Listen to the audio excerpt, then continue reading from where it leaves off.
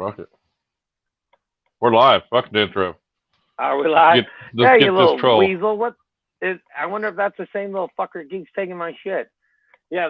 Sorry, with no intro, no. Welcome to the live stream, everybody. Welcome to the live stream. Me. The little gray shit is not me. So, to the My Animal House that said hello to everybody. Who are you? Where do you live? What kind of animals do you use? Besides the one that Justin has here. Yeah, it's probably that goddamn chicken strip, or the sumbitch that tried to steal 21 of my videos. Don't nobody block him. Well, he was already deleted. Not Lou got him. Well, his message was deleted, but the message deleted. Yeah, you little weasel. Why don't you go mess with somebody else's damn channel?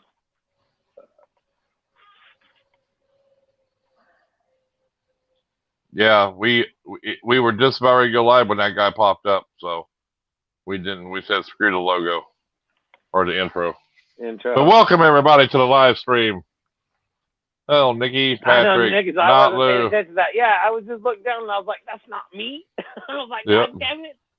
Not me. But I did have somebody I had somebody try to steal 21 of my videos, all kind of shit. So, I mean, it could happen to little weirdos. Not saying hi to My Animal House that isn't blue because he's a troll. Carachet, J&G. Youper, what's up? Trolls, exactly. Low life. Not Paul Lou. DiPrizio. Exactly. Paul, welcome everybody that's here. Sorry we had that crazy ass lit. I know I said, I'm going to go bitch it and let's go live. And he's all like, well, you want to do the intro or not? Intro's cool. He's all, fuck that. We went straight to the live. I was like, right on. What's up, Reptile Feedings? I mean, little weasel. AAP, welcome, buddy. I hope you and your family are doing somewhat better. So yeah, is they getting any better there? I know you're all struggling over there. Anybody walking in the street and want to know what we're talking about? There's I got my my stalkers in the house. If somebody that's My Animal House is not blue, says see that right there? It's not me. That guy right there is not Justin. That is a troll. He's not blue. Boats and hoes. Yeah. Yeah, see, he's got like the capital mind and the Animal House is different. It doesn't matter. Yep, he's saying hello. Fucking weasel. He got timed out this time. Is that you, Chicken Strip? You little weasel. I told you that it's not the same. It's not the only snake. I'm gonna have some of them spider babies coming up soon. They're in the incubator right now. He's here to try to steal something. Friday saying asshole tried to steal 21 of my goddamn videos day before yesterday. Yeah, Justin had 21 videos stolen out of us, and we was just going to touch base on that, how you can see that and turn them in if they do that to you. Yeah, I'll let Justin explain it to you. You little chicken strip, motherfucker. You know it's chicken strip. Well, any monetized channel, when you go into your analytics in your YouTube studios, a little off to the side where it says content monetized and there's all that shit, all you got to do is click the copyright one. You click that copyright one, the first page will tell you. It'll just pop right up. If there's anybody using your shit, it'll come right up and tell you. Yes. And we've been checking. I know you've been checking it, Heather, and I've been checking mine. And all of a sudden, I check it at least weekly. But I'm glad that somebody reached out in the community and hit me up. I would have seen it eventually, but that was amazing that they did that, and I appreciate it a bunch. He had videos on that channel that went back to over a month, and the biggest one he had was 13 views. Most of them had no views. Yeah, but he had 20. He has stole 21 of Justin's videos. They just wanted one of the shorts to fire off, so they got some subscribers out of it. And then solid, Derek. Then they'll delete all the content and try to make their own channel. But it's like, quit using other people's shit to try to build your own YouTube channel. What freaking good is that anyway? It's like, just make videos. Just like them damn crackheads. If they spend as much time trying to dig wire out of a car as getting the goddamn job, they wouldn't need to dig the wire out the damn car. You know what I mean? Yes, Heather, the one I got up on the main screen is the troll.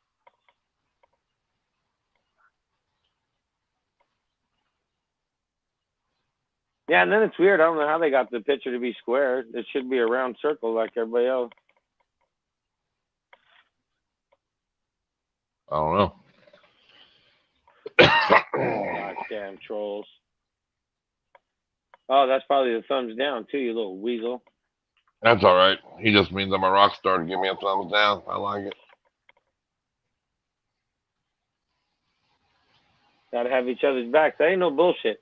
That's why I said when, you know, I do check that, but when they reached out to me, hey, he was like, do you know this guy's using your name and your content? And I was like, what? And I said, you got a link? He sent it to me. I was like, bang. Went right over there, bitched him out, reported my shit. Even told him that, you know, that I was, you know how you go through it. It actually tells him right on all the videos, and his channel was gone, that the copyright owner of My Animal House is the one that, the volume. Venom said he's had some stolen too.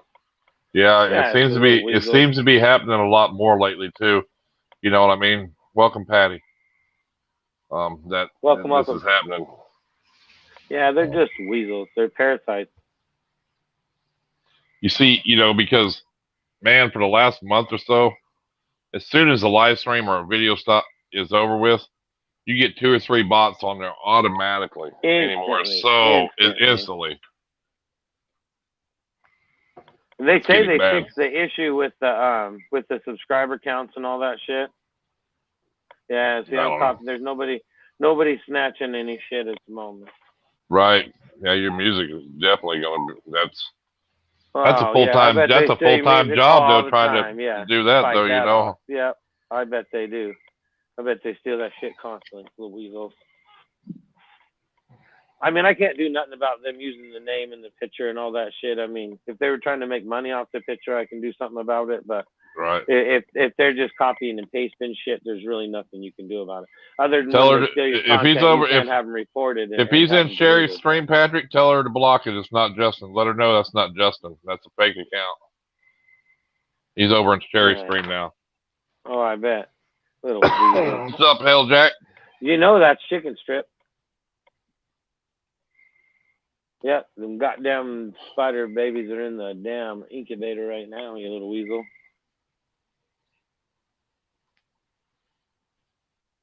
So you're telling me I can't borrow your 4K videos and post them on my channel? No. Yeah, don't do that. What's up, Desert Wolf?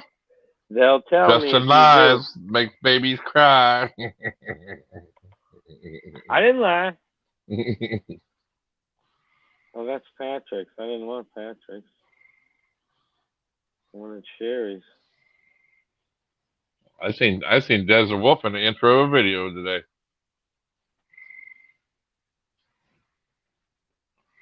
In the intro of somebody else's video today.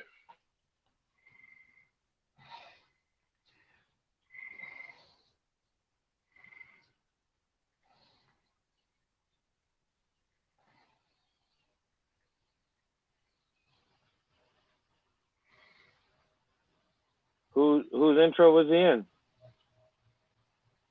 Joe's video. Oh, right on. The guy that makes the venom-proof cages. Yeah, Yeah, he's the one that made his rack, right? No, that was Talking Serpents, I think, or something like that out of Texas. Oh.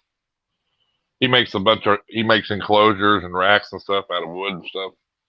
He's got a website. He makes hooks. He's got a couple. He's got some big ones. He said it's the intro. Yeah, intro. You know, in Joe's video, that one that makes the venom cages, shows you talking with them. You were looking at a cage or whatever, an enclosure for snakes or whatever. Looks like at a reptile show or something. We better get some copyright on that bullshit. You know you're famous. It don't matter. You're everywhere.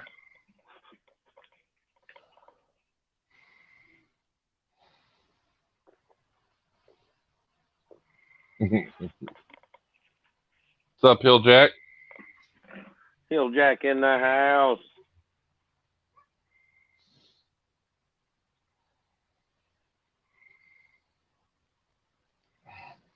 Anybody ain't subscribed to HillJack, hit him up. I don't know how close he is. He's got to be right there. See how many subscribers he's got. Chicken strips a weasel. Chicken strips a weasel. Yeah, it might not even be him.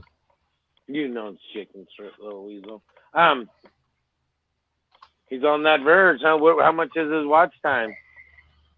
He's got to have some watch time, but he's at 967 subscribers. 67? Right on, right on.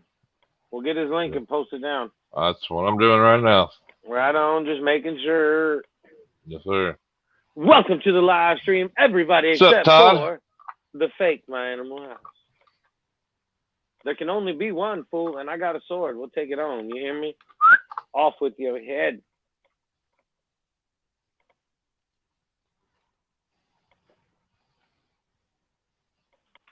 If y'all ain't subscribed to HillJack, hit him up, please. Thank you, Patty. HillJack, I'll send you 30 subscribers. Oh, let me borrow there's Cobra. no time for all that shit. Cobra. Kurtwood, welcome to the live stream. Kurtwood, welcome. Watch out for the fake My Animal House. He's a joker.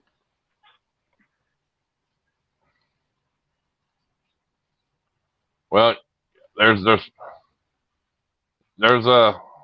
people that's actually stole people's whole YouTube channel, and Dark Science, Aldo from Dark Science last year had like 6,000 subscribers, and they got him on an email through Google, and he wasn't thinking, and they locked him out of his channel. He tried to get it back and couldn't get it back, and somebody said, "Hey, dude, you're live." He went to his live stream. There was 10,000 people in his live stream. They're all bots. All they're trying to do is generate money off of his account, you know. Yeah, his subscribers. Yeah, so that's what they were doing. They said it was happening a lot. So never. If you get an email from Google, go to Google. Make sure that you need to do something. Don't just answer. Don't just reply to them emails. Somebody be hacking your ass. I don't reply to none of that shit, especially when it's the corporation that is supposed to be. It's like, oh, we need your this. It's like, well, shit. No, you don't already have it. If I go over to my Google account, it'll be on my Google account stuff I need to do. It won't be in my email. No. And then if Google's asking you something about your own account, it's like they already know that shit. Right.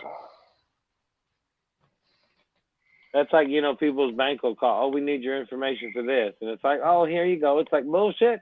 Your bank ain't never going to call and ask for your goddamn information. They got it all right there in front of the computer. It's like, shit. What's up, Mike? Moto Danger, welcome. Boston Boas, welcome. But, yeah, that shit's just crazy. Oh, yeah. 22 watching, 16 thumbs up, 1 down. Hit that thumbs up if you can, please. Appreciate it. And that thumbs down is probably my hater this evening, you little weasel. Yeah, that's all right. I'll take it. Goddamn chicken strip. Yeah, run a VPN. They can't hack that.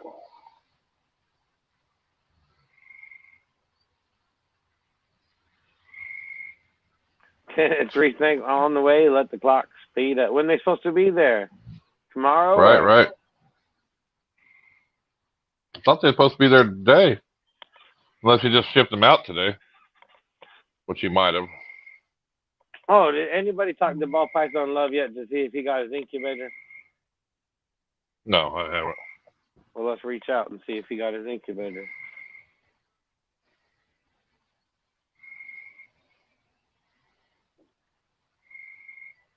Told him to eat a dick. As it said. Uh-oh, you got sick at work, huh? Yeah, it's funny how that happens. That usually happens right when you pull in the parking lot. Someone called, claimed to be the bank. Yeah, exactly. It's true. And it's crazy how people fall for that shit, too. Oh, well, this is your bank. We need your information. Oh, it's right here. It's like, right. They should know your information. It's your goddamn bank, It's like, that shit kills me, man. But people need to think. Right. He said, I just saw the video. Yep. He said, how did you recognize me? It's that hat, dude. I seen that hat go. That's Desert Wolf. Yep, it was beside the dolphin beanie. I knew it. That's the only thing that I seen that dolphin beanie. So yep, there's Wolf. Oh, he was in the dolphin beanie. Oh, well, yeah, that sticks out like a sore thumb. That'll be yep. That damn dolphin beanie. I was there for 11 hours. We got really messed up. Yeah, every time I used to pull in the parking lot at work, I'd get sick. And then every time I left, it seemed to feel better. Every day like that. I have Fire Yellow coming on getting my Puma pair back. Oh, that's right. I remember the Puma pair, yeah. Right on.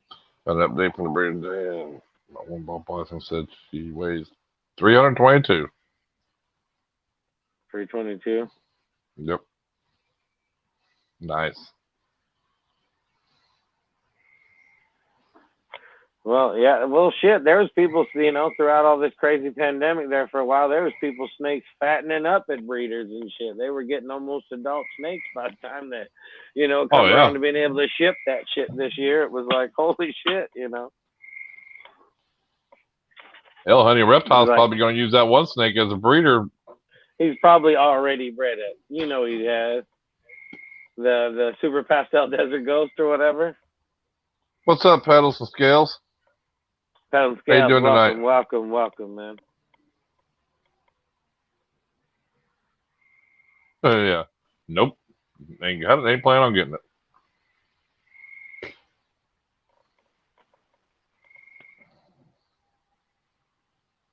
Boston, you still in here?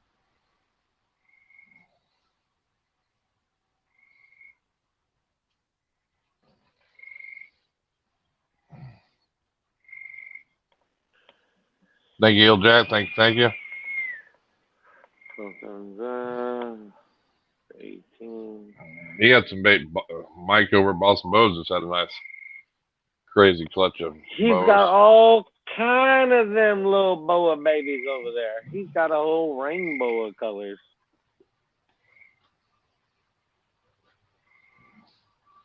Give me some questions for Brian Cusco. You need some questions? Well, this is the right chat. How does urine taste?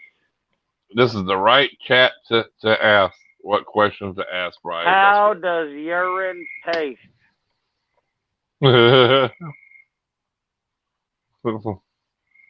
And does his breath still stink? That's what I want.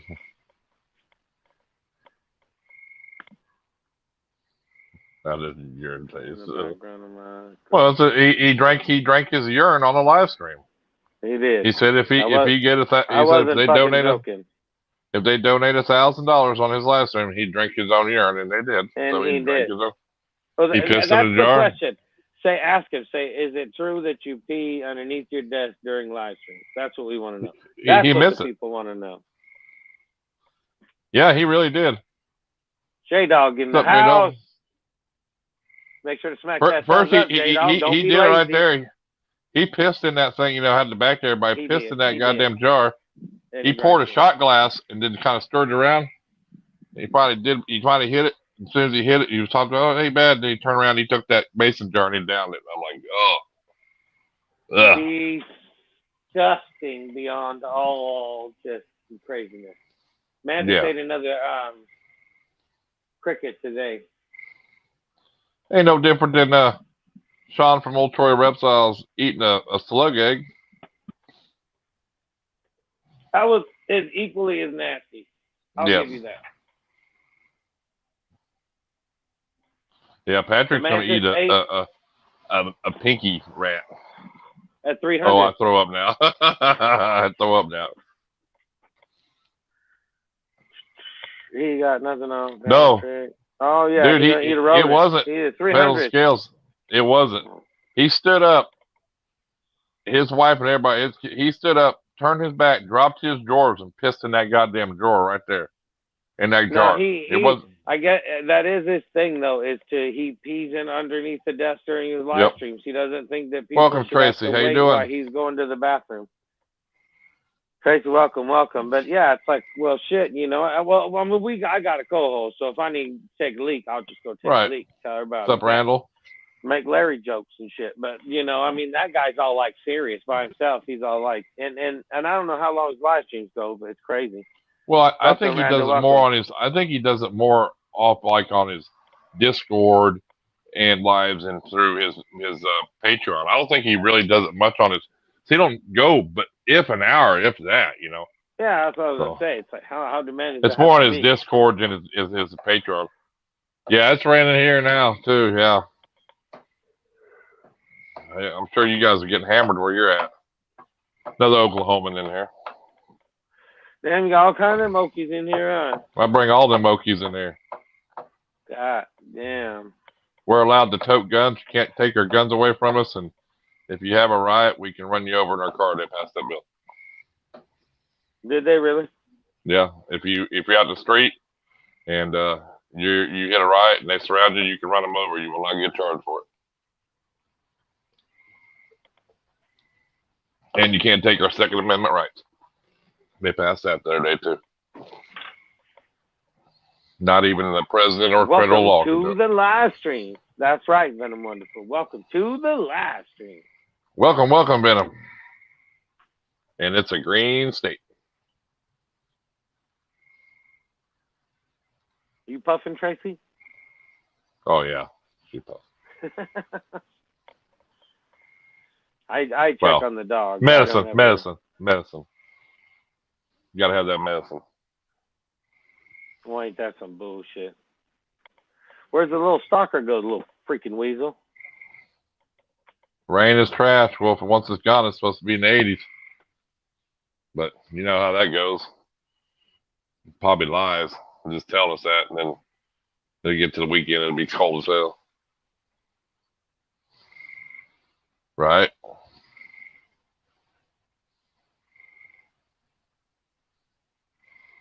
Switch your money by switching the Geico.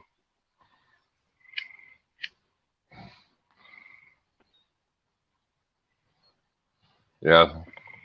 Your husband come on right on when I made that comment on your profile picture. He come right on and says, "Hey, I paid for that." I am right now. What'd you pay for? You know that, Tracy? She changed her profile pic. I said, "Well, you don't look half bad when you cleaned up." He come right on. He goes, "I paid for that." I was like, "Hey, I'm just saying." I said, "I know you do, dude. I was just messing with you." It's funny as hell.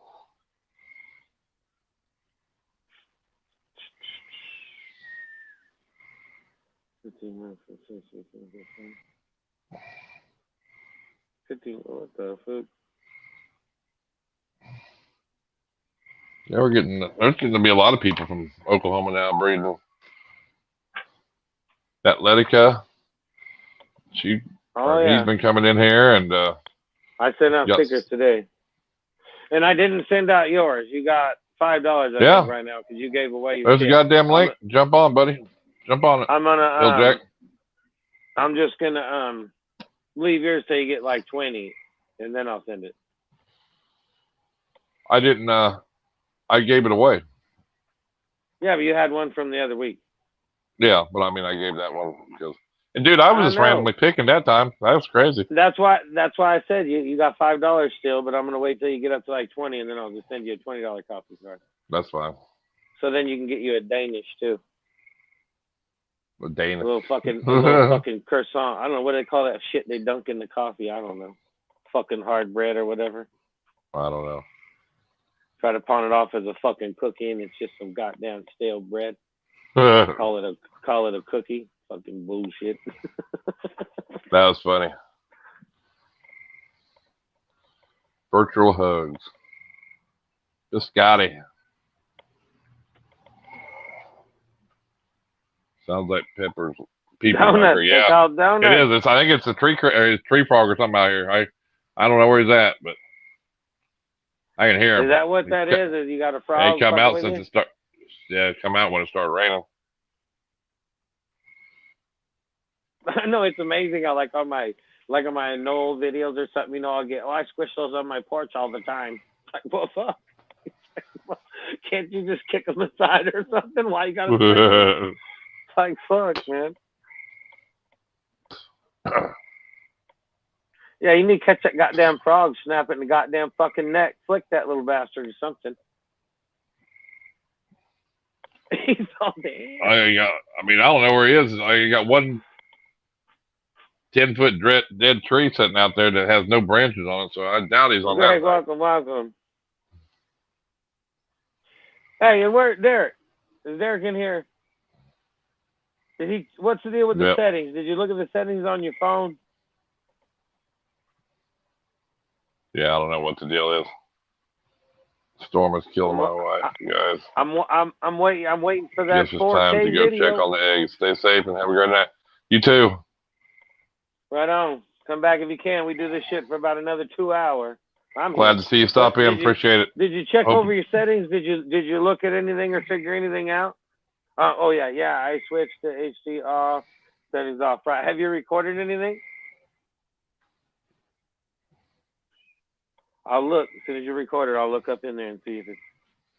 You get done checking them eggs and cleaning them snakes, Tracy. You can come over here and get on them retakes. Hurry up.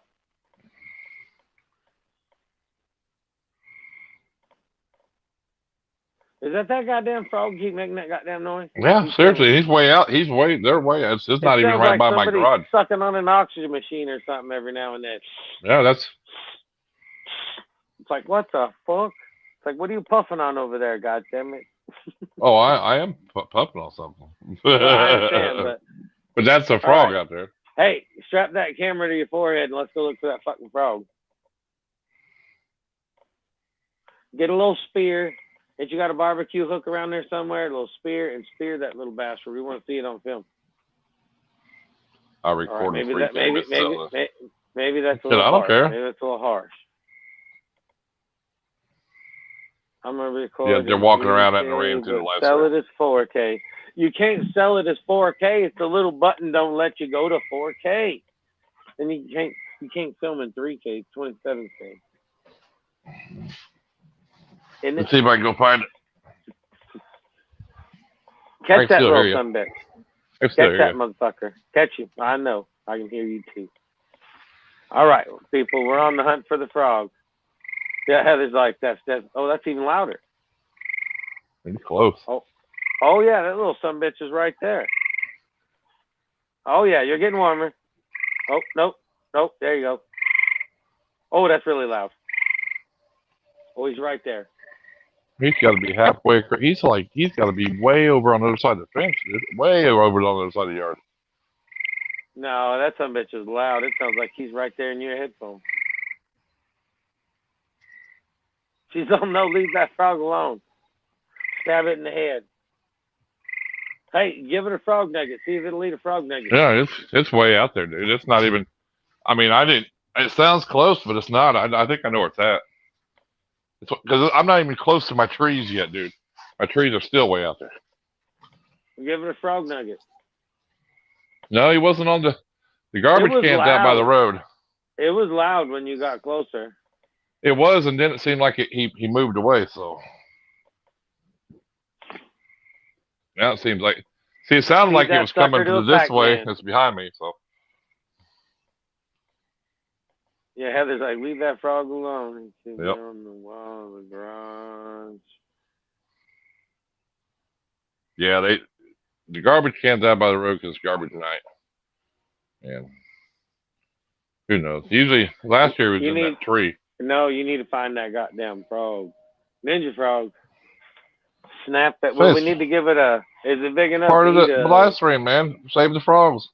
Is it big enough to eat a nugget? Oh no, I can't find it, dude. Sounds like it's traveling. See, there's multiple ones. There's multiple ones. If you can get some footage of a frog, wild frog eating a frog nugget, now that'd be a video. That's all I'm saying. Right, Venom? Tell him. You don't listen to me.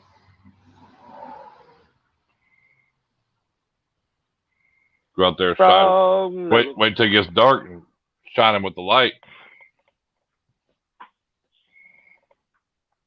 You ain't never gonna find them in the dark. Oh yeah. I used to go frog gigging all the time, dude. You ain't gigging, food. That ain't no water frog.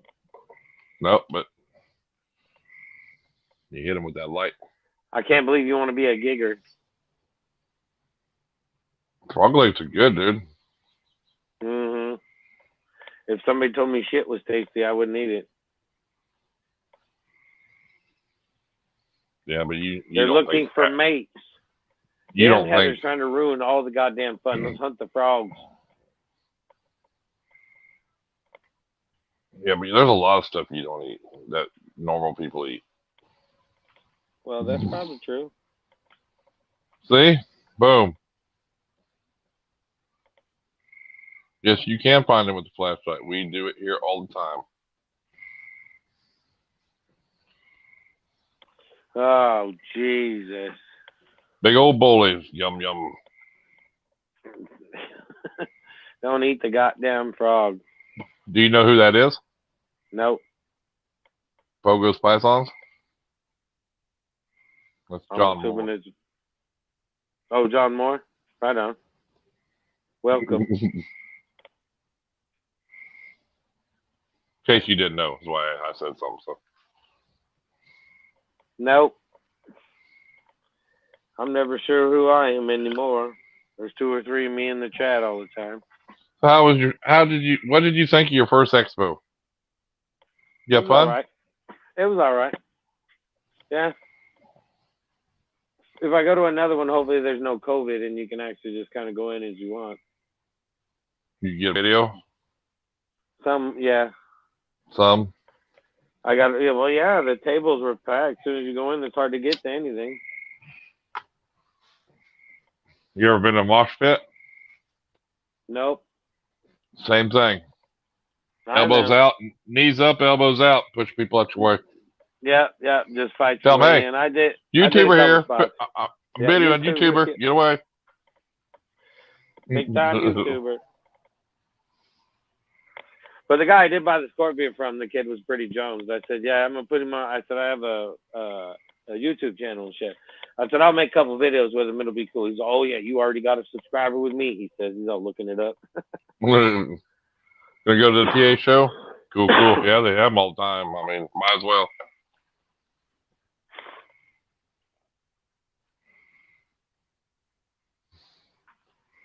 Or should I try and feed this little speckled king? Like, feed him a pinky.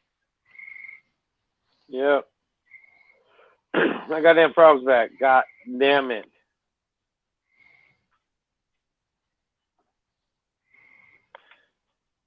Birdseed.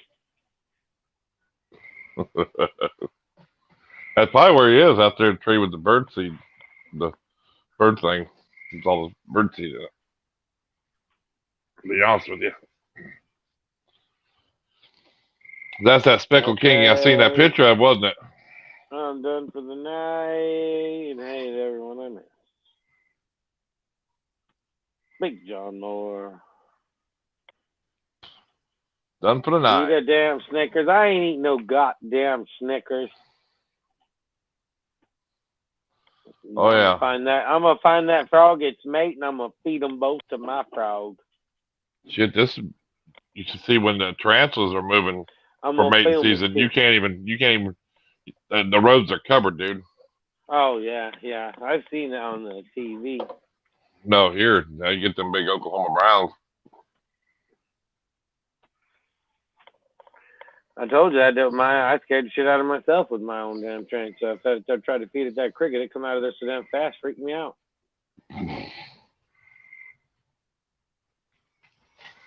Scared you. He could have ran up them tongues, bit me. It was so goddamn fast. I would have never known the goddamn difference if he got me or not. It'd been so quick. Shit. Good dang. Man, I'm definitely not tapping my finger in the front of that, trying to call him out of there. Come here, little buddy. Come out of there like a ninja snap on a fella. They had a lot of spiders at the expo, huh? And still no damn egg. How many days are you on? 8 days over. See that Area 51 is a nervous fucking wreck as well. That guy's waiting for eggs too. He like, I bet he got no fingernails left. Well, he had a thing on Facebook. It said it showed it all. She goes, she's nesting. It should be time. Well, yeah, but it still hasn't quite happened yet. I don't think. But he's nibbling his fingers, I'm sure, down to the goddamn first knuckle. He's waiting so goddamn hard. Because I was, come on, 7, did he find it in the backyard? Really? I think I was 7 days. I seen that post. I was like, damn, I need that snake. Yeah, I think I was 7 days over on mine, I think. I was nervous. Yeah. But they can go long. They don't, everybody just thinking 30 days, boom. I mean, they can go 50 days, dude. I've read up to 50 days. That's as most as I've read up to. So it's 50 days. So. What's up, Jeremy? So that's the one that he was having. Jeremy, welcome. That was when he was having actually ultrasound and shit for follicles and shit, wasn't it? He was on Instagram all the time over at his buddy's house getting her checked for follicles and this and that. And I don't know, dude. I don't keep up with all that. See, I don't try. I didn't try any of that fancy stuff. See, Pedal Skill says theirs go about day 45. So see. My bow python is about 45. Like consistently, you mean? Like usually about 45 then? Right on. Yeah, so I mean, I was 37, I think, when mine went. Because I think I was 7. And you're a week. Because I did get nervous. No, like, it's on my phone. I'm like, oh my god. I'll read it as soon as this live stream's over, though. Hey, all cooking dinner. Hey, you guys can flirt after the stream, damn it. You can do whatever you want. I don't care. Well, I mean, when my phone's streaming, I can't really do much with it without backing out, so. Oh, I've seen you do it before. I don't know why you want to lie to Patty like that. I can look at my Instagram, but I can't hit my messages, so.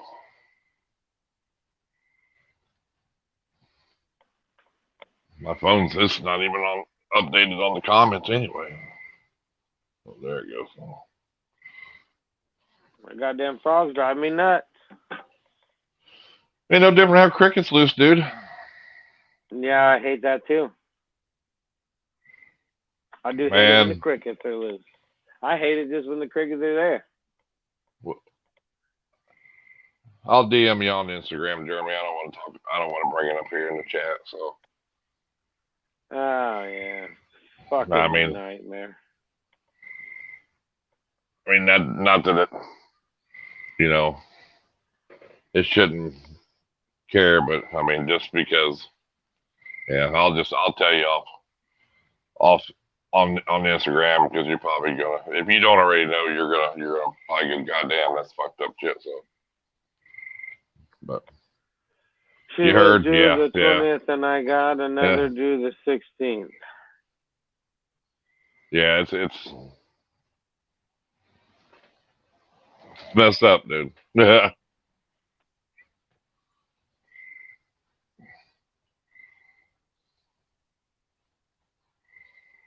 What happened on you? I didn't talk about it. Let's just say, if you're over 18, you don't mess around with minors.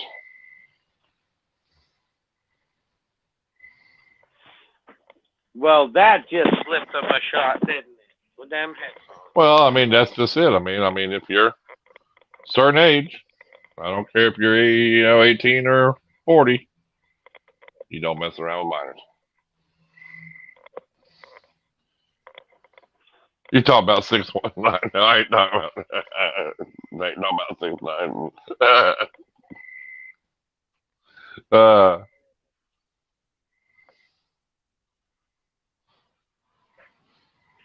No, but Todd was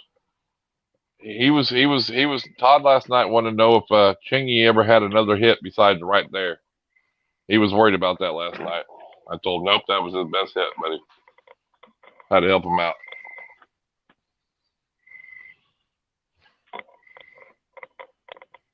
I was like, Todd cracks me up. R. Kelly. What? Oh, yeah. Well, I mean, Todd coming in here. Does anybody know if Chingy ever had a bigger hit than Right There after or another hit after Right There? That one I'm thinking, oh god. Yeah, but I don't think it went as high as that. The first one, that, you know, the other one. I think that was his highest song ever. You know, so 20 in the chat. that's just 20 funny though. thumbs up. TJ, welcome to the live stream.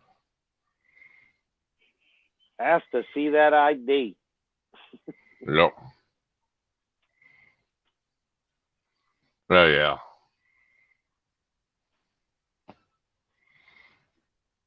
Yeah, I just said I don't think so, but I mean I don't know because I didn't know who Chingy was. I had to Google it, so No clue.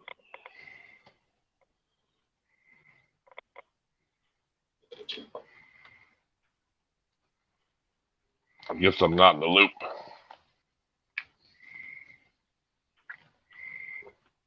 What loop are you missing? I'm learning more about them artists like that by watching Venom's Build a Hoe live stream because he plays all the music. Build a Hoe. Build a Hoe is a very, very educational program. He's expanding the music knowledge to everybody. So.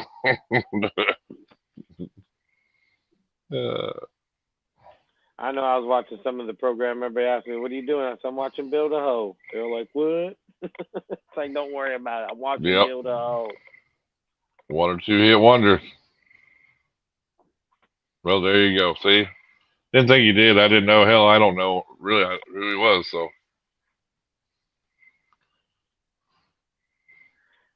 Shane ain't had a hit in 20 years. I have no idea who the fuck it even is.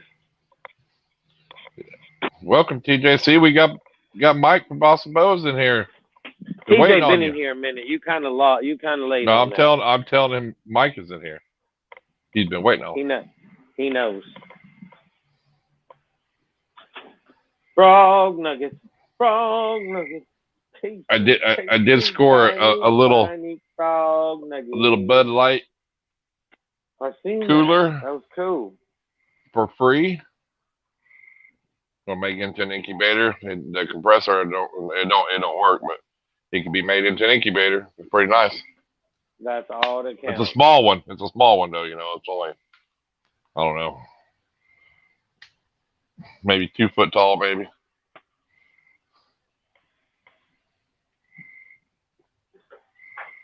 Pretty cool though. Anything makes a good incubator. Oh yeah, they make a good incubator. Glass front door. So, you know, can't go wrong. Be a nice little small incubator. So, and I got one bigger. I got it one bigger than this one, but it's cool just to have it. So, you never know. Might need a backup. Yep, a little spare backup. Ain't nothing wrong with that at all. Or, you know, somebody might be in a bind. Like,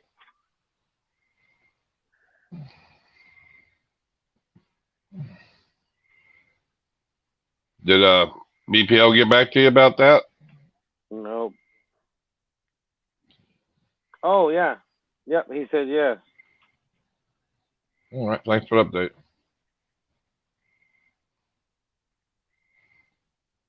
Pedals and Scales, did insurance get back to you at all yet, buddy?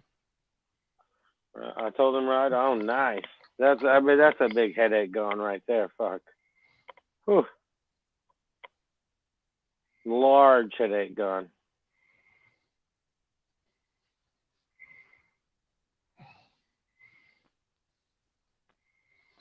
Yeah, first thing is getting it out of getting the dumpster in there or whatever and getting that thing removed and starting over.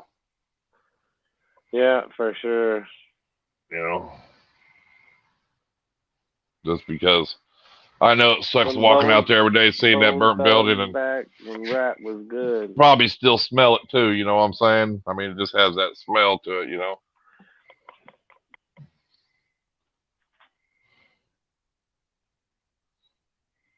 Yes, you do. They start coming out when it started raining. Thank you, Annette. Damn, that sucks, dude. Goddamn tree frogs. Tell them damn people say, you know, they'll be quick to tell you they want their monthly payment, but tell them they need to get their ass out there. I would still think, regardless, it should still be on your homeowner's insurance. I mean, regardless of whatever, you know. I don't know. Shit's weird. Yeah, but there's something about garages, isn't there? Something or outbuildings or some. Well, I think a lot of it too is, you know, I mean, it's like if if you have a car and you get insurance and then you upgrade all these, you put all this extra stuff in it and you never reported the insurance, Yeah. And say it burns up, you get paid for a basic car. You don't get paid for, all the fancy shit. Yeah, all the fancy stuff. So, even if they paid for the garage doesn't mean that they know about all the stuff that was in it, so that's the downside, For sure. Yes, we are, TJ. I learned that the hard way back in the day. I had a Nova, two-door Nova, SS, and it was just a basic insurance on it, I mean, full coverage, but they didn't know, it was all hot rodded up, had this done, that done. Well, they just paid you for what that car was worth, when it caught on fire and burned to the ground, so.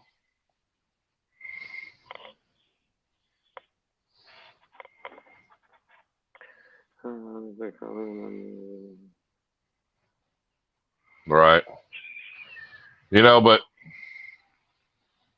that's as bad as it sounds, you're lucky it wasn't attached to the house, I think, because, then it could have been then you might have been talking about your house, Because like they said, most of the people around there, their garages are attached to their house.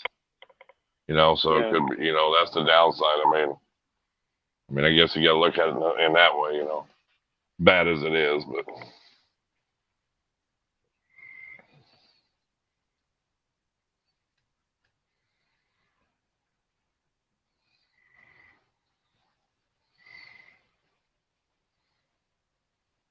Just grateful house the kids, we were all safe. Yeah, that's for sure. You guys and all them kids are safe, so.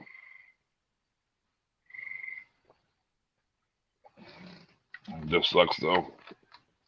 Oh, well, yeah.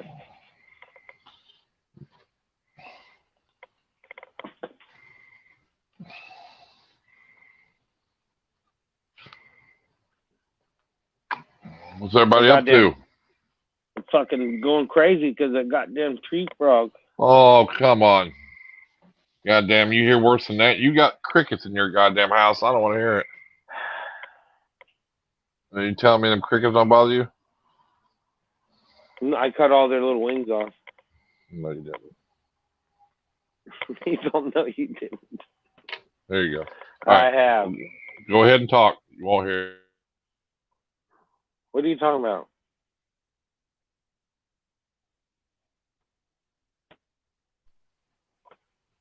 I can mute myself and you ain't got to hear it. You want me to mute myself so you can't hear it?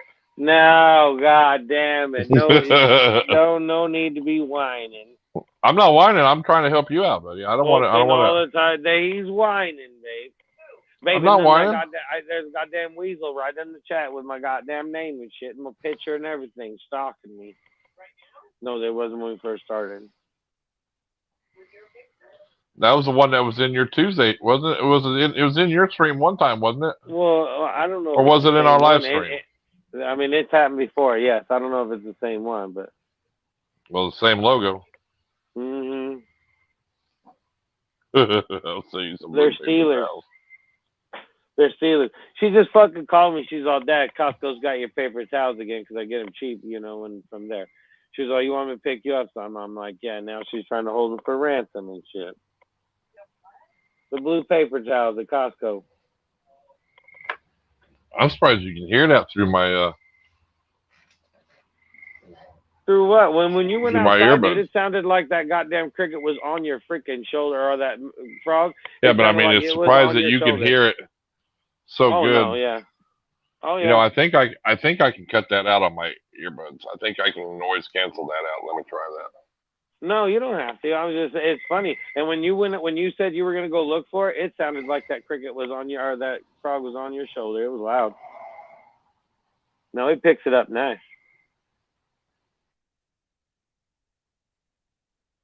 No, there's no love there if you're hiking up my goddamn paper towels.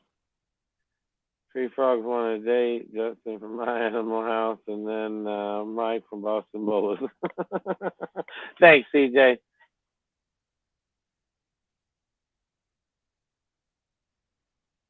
What are you doing over there, Cricket Head?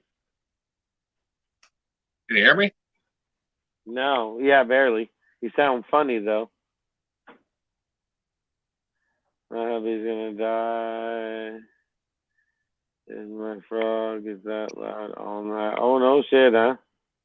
That your Pac-Man frog is loud like that? Mine don't make any noise. I've never heard my frogs make any noise. I got 3 of them. Thank you, Carlos Cruz. Appreciate it. Welcome to the stream. Carlos, welcome, welcome. $10 super banger. Now, these pretty good earbuds. I mean, he's a super. They ought to be for what I had to pay for them. Well, that's what I'm saying. When you went outside, it sounded like that frog was right next to your earbud, man. It was like chirp, chirp. He was loud.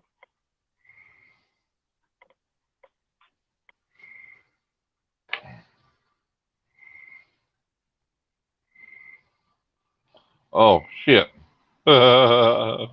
What? He's like, I seen a private chat down there. I go, what's Justin said to me? I was like, what? And then it says it's Derek Reptiles. Hello. I'm like, oh hell! Welcome to the live stream, Derek. What's up, Derek? What's the deal, y'all? I said I come on here and show some love, man. What's the deal, man? What y'all up to? Not much, just kicking it. Hell yeah, that's what's up, man. I'm TJ, jealous. you think that frog singing to me? And that's that one that's outside, or that's one of your private ones? No, that's outside. That's outside. Oh yeah. What's up, Scales? That shit got loud when you went outside. Right. Yep. Scales, welcome. When you went to that, man, I'm jealous, man. When you went to that expo, wasn't no big people there? No, no, the one I went to there, no, there's nobody fancy that I knew. Only Shane. Oh, he was there. Right. The one from that came on Evergreen State Reptiles that came on the show. Yep. He was at the expo. I thought you were talking about Rad's Shane's. No, I didn't know if he was going to be there or not because he's actually from Oregon. I mean, that's his stomping grounds. He might have been there the first day or something. Yep. Right. Man, I ain't been to an expo in a while. I'm jealous. But I don't think he would. I mean, I didn't see him vending nowhere anyway.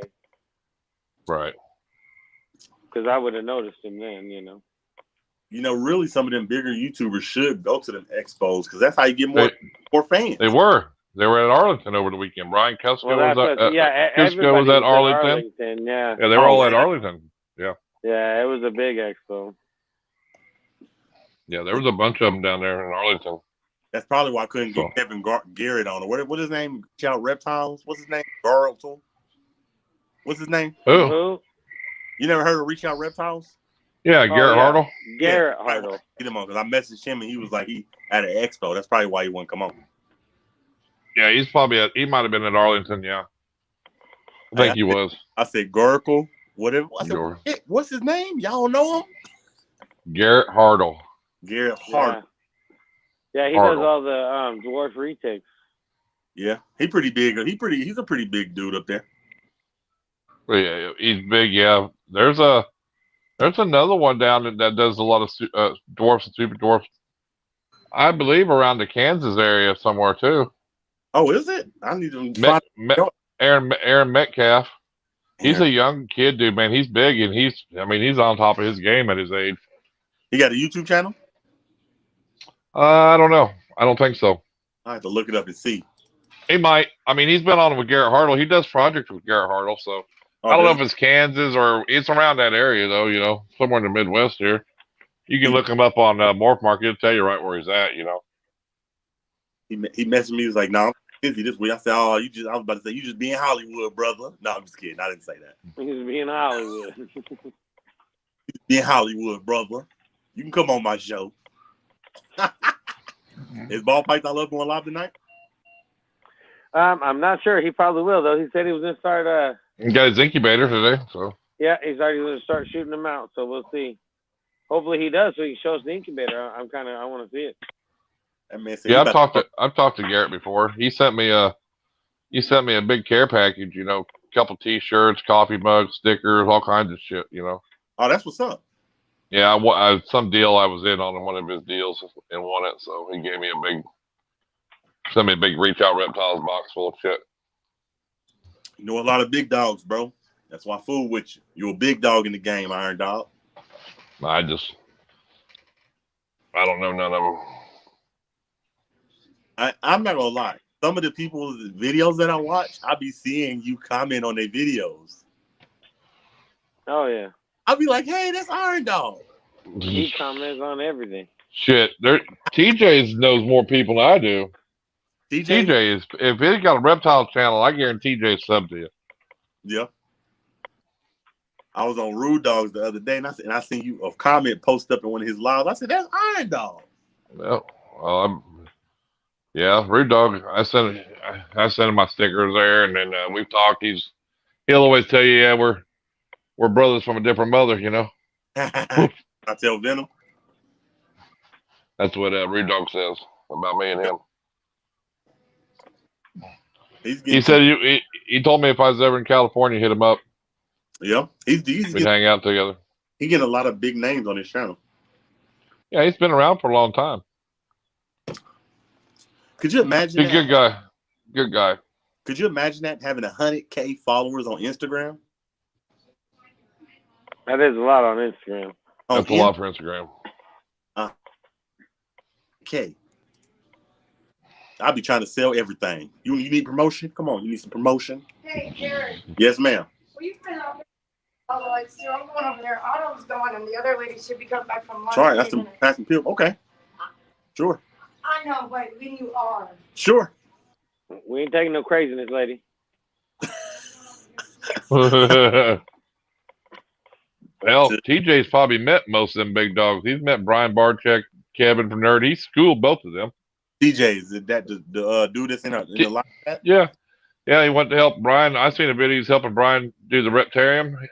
Him and Mike from Boston Boa. They were in the back. Brian was showing them snakes. They're pulling snakes up. TJ knew everything about that snake, telling Brian explaining to Brian what it was.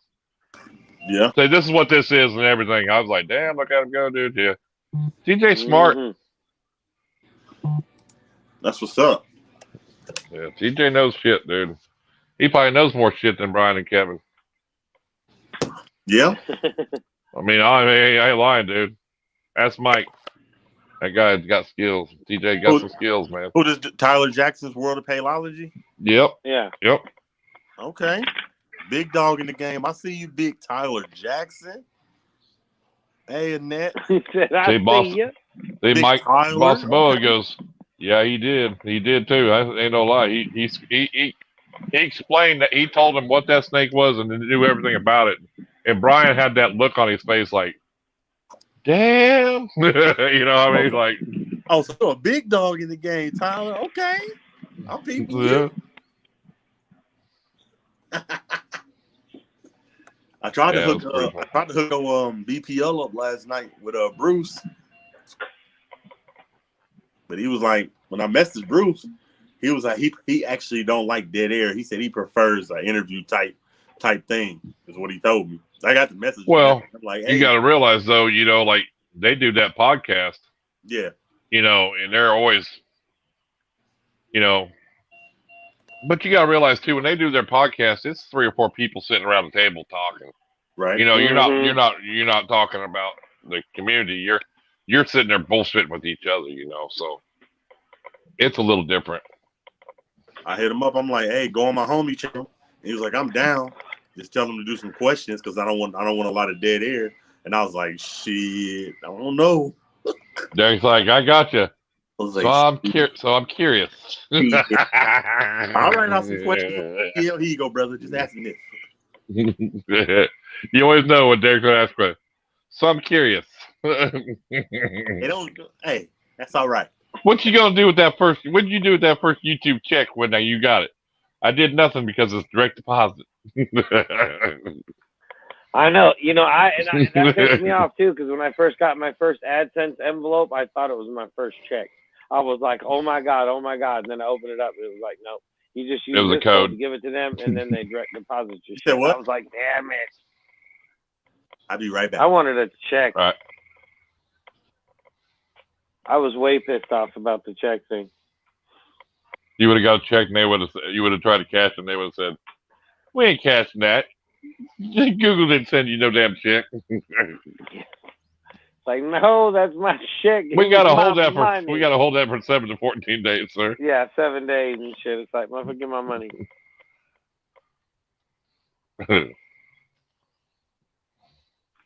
Yeah, I know you helped him with both Reptarians. He's supposed to be doing either 1 or 2 more. You can print the first pay stub. There you go.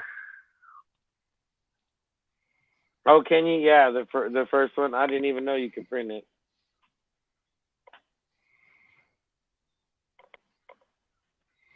CJ's all just for esports. Everyone should whatever. Yeah, I agree. I agree 100%.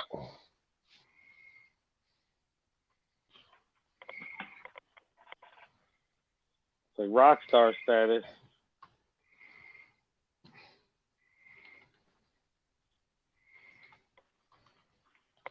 What's his?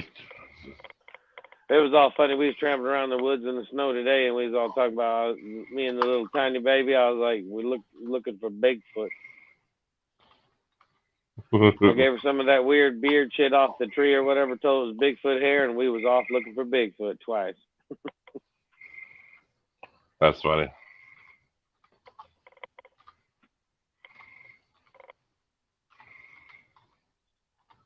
It was funny though when we went to Seaside in their little shop, where they sell shit. They had little jars of the shit that's on the trees, the little, they call it like something beard. You can use it for fires and stuff. Right. But they had it in little jars and shit, selling that shit for like $4 or $5, saying it was Sasquatch hair and shit. It was like, are you kidding me? Hey, the frog's getting worse and more pissed off. I don't understand it. I don't even hardly hear him, dude. That motherfucker got loud just now. Them last 5, 6 chirps, he's up close. He's watching you now. Maybe. It's dark now.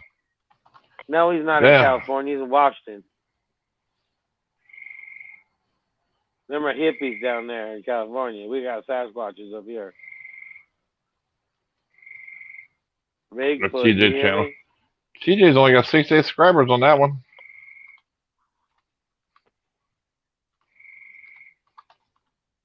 On his other one, he's got 300-400. Yeah, he had 600 or 700 on the one.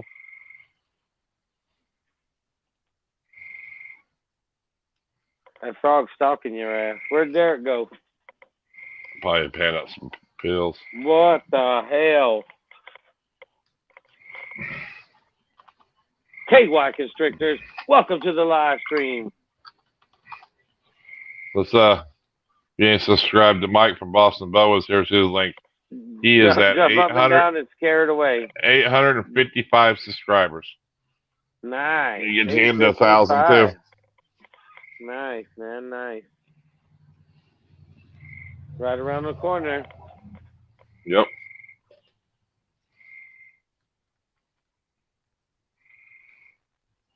Duh, Heather called Rob out.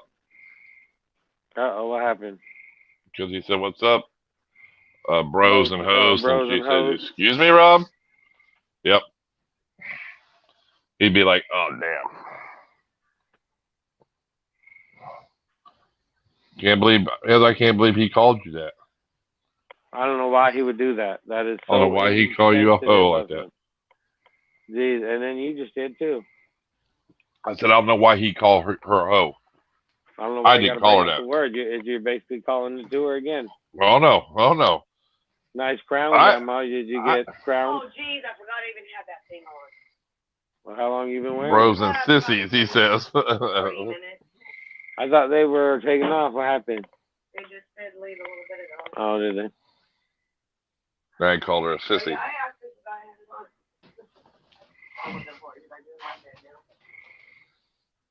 Oh, damn. It's about to get ugly now. Yep. Nice knowing you, Rob. Yeah, Rob's just asking for some craziness. Make sure you man down. leave my name in that will for them snakes. You know what you did. Right.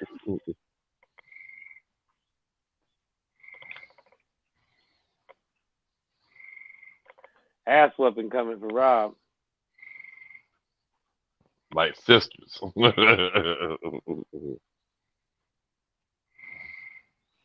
Got you not so light like Ball Python Love, don't you? No, it's the light from my GoPro. Need to revive the channel for sure. Yeah, man. You kind of went off for a while.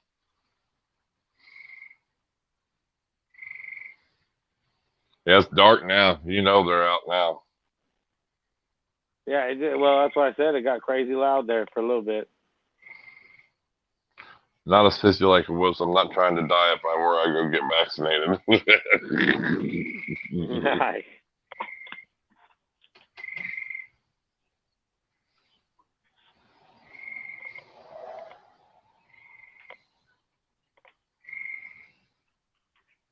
Yeah, that frog is a pain in the ass. Jump up and down, scaring pedals and scales. Somebody said earlier. I don't know why he keeps being mean to you, Heather. I don't know why Rob would come in and doing something like that. Keep calling you sissy and stuff. I'll just go shut the garage door, then you won't hear it no more. You ain't gotta shut the door. That frog loud though. He's in the garage now. No, he's not in the garage, dude. If he's in the garage, he'd be super loud. Okay, I'm back. Hashtag Code Blue. Now apparently I got two frogs calling for me now. There's two frogs there. Hashtag Code Blue. Into where they have fabs for his business. Florida has one. Damn. Y'all ain't gonna move to Florida though, are you?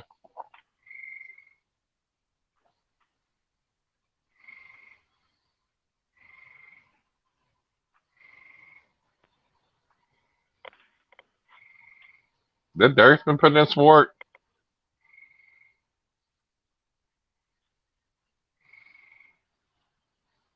Probably louder than the thunder down here. Yeah, well, them frogs are heading your way. They're following that storm.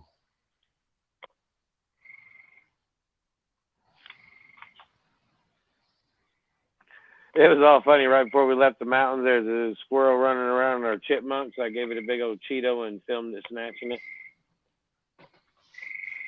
It was pretty good.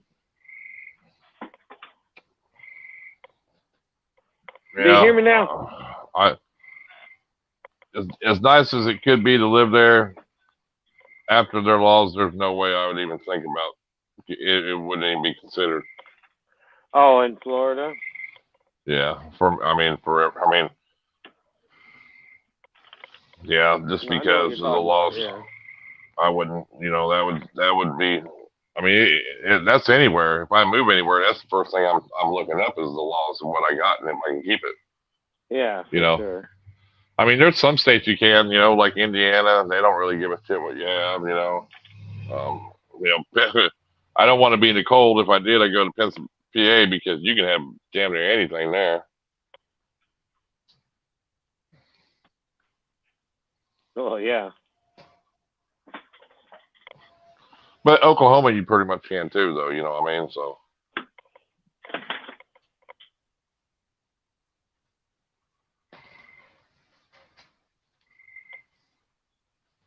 How's everyone seems? I got 4 in the hot box. It was 6, but 2 got funky. It is what it is.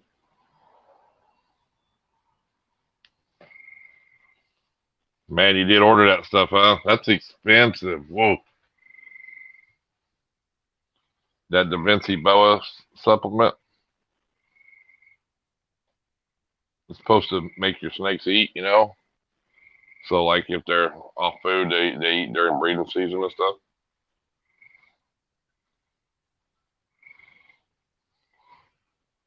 but it's like a few $100s for like a little bottle of it or something. Rob was saying it's expensive. No shit, huh? Yeah. Thank you, Rob. Thank you. Yeah, I guess, you know, and Pedals and Skills says, I guess you could say my season got burnt. He goes, I can laugh about it now, I guess. Yeah, I mean, I guess that's, you know, you can. I mean, it's, you know, bad as the sound was done is done, and you can't bring it back. I'm just glad you didn't lose all of them from like smoke inhalation. You know, I mean, that was what was worried me when you said that. You know. Yeah, when I heard squirrel, I was thinking you should have got that for Nikki's snake.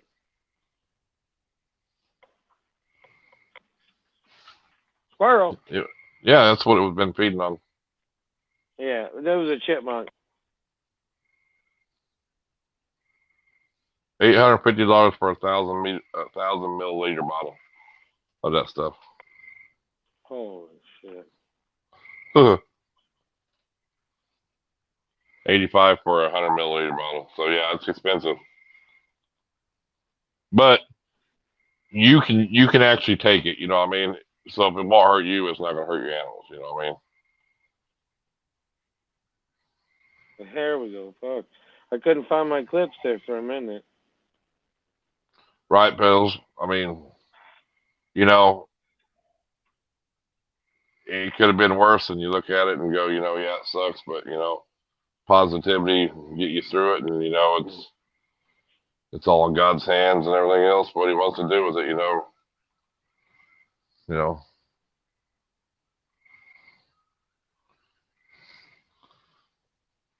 Well, it's because of the males going, you know, like a lot of the males going off food, and you know, so you can supplement them, you know, or just a regular snake off food, and to get them to eat, you know, because sometimes they'll be, you know, they've got one that's been off for 4 months, and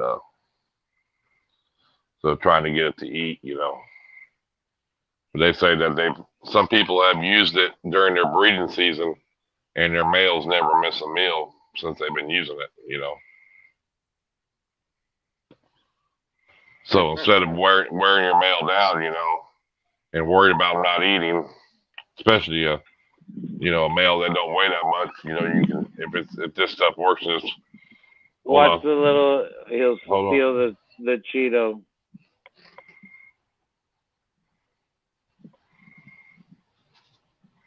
Awesome, Rob. Oh, here he goes. There's the little guy. Look, he runs up there and snatches the Cheeto, cracks it. I thought you said it was a squirrel. That's a chipmunk. I said chipmunk. You said squirrel first. And I corrected myself and said it was a goddamn chipmunk.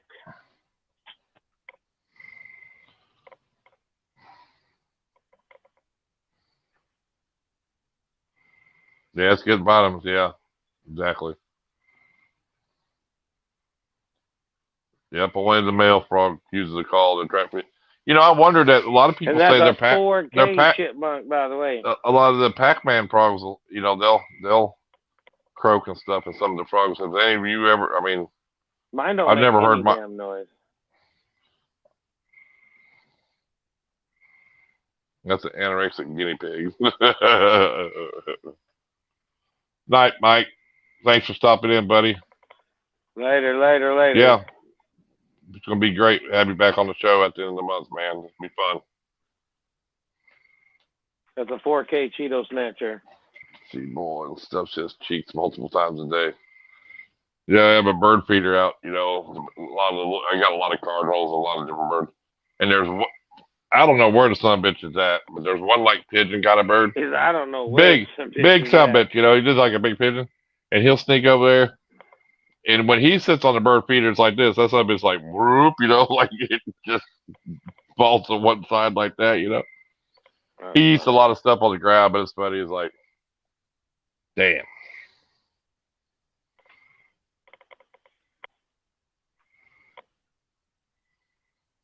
He used to croak at 7 a.m. every morning. Clockwork. Yeah, none of my frogs make no noises. None. Or I ain't heard them anyway. I ain't never heard them make no noises. Well, yeah, you know, I know the males are the ones that make the noise, and I seen a video. Male? Because I know think my it's just big the males. green one. I'm pretty sure she's a female. And then my Well, she's big enough. You ought to know. You ought to know it's the big one. Yeah, no, I'm pretty sure she was female from the start. And then my strawberry frog, I've never looked. So your Pac-Man used to croak at 7 a.m. like clockwork. You're male, so.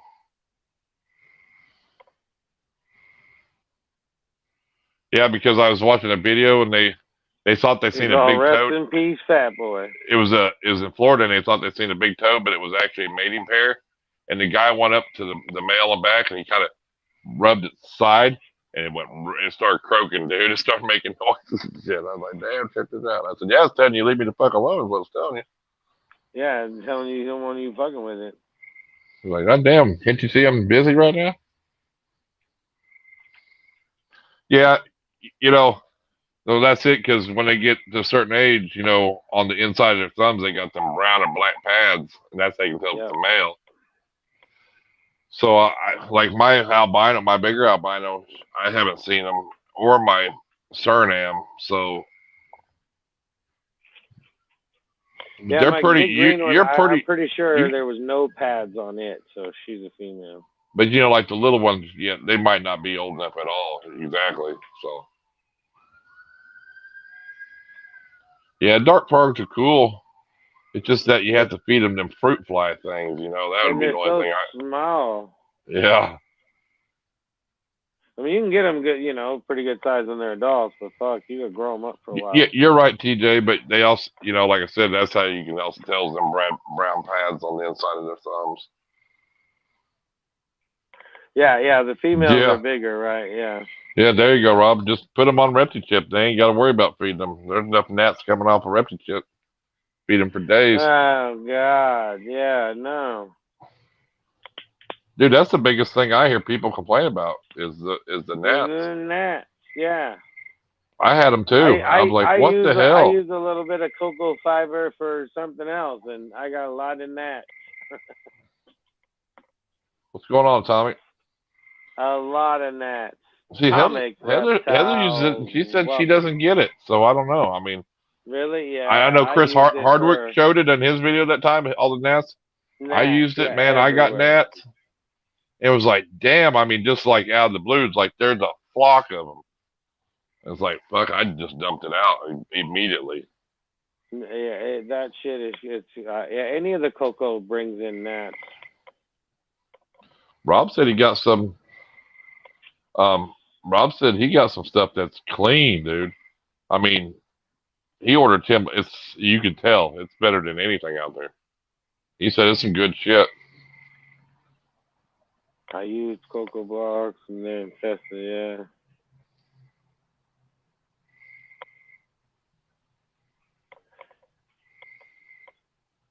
What? You were using that Gaps for a while too, weren't you? That shit just seems extra dry right off the bat. Yeah. Yeah, I keep pest strips. I keep the hot shot no pest strips in my room anyway. So, but I noticed it that one time when I used it, and I was like,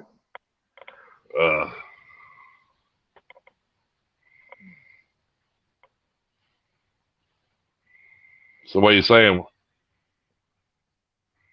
Just because it's cheap as garbage? Maybe that's why, huh?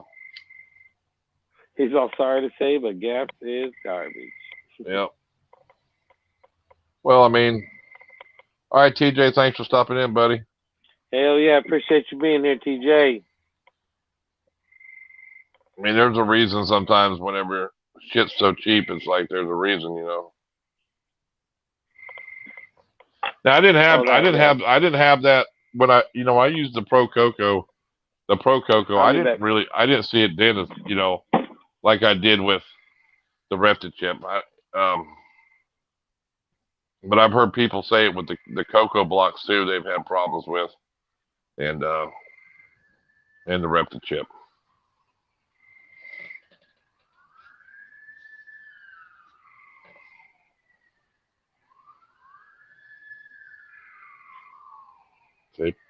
One to the lid of the bin. I keep the bed. There you go. See, I never noticed it when I was keeping it. I just noticed it when it was in my in the tub, you know. And I don't know if it was just from, you know, humidity or what, you know, but it was just really weird. It just seemed to happen, you know, kind of quick.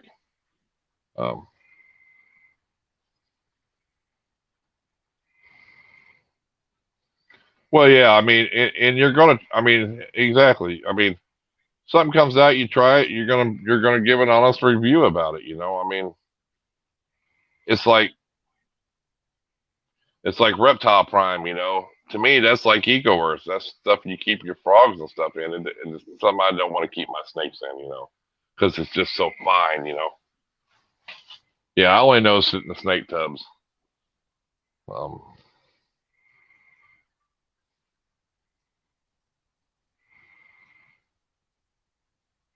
Yeah, I mean, exactly. I use paper towels because my humidity is through the roof right now. So, but keep it. It's good for your garden. That shit's good for your gardening and stuff like that.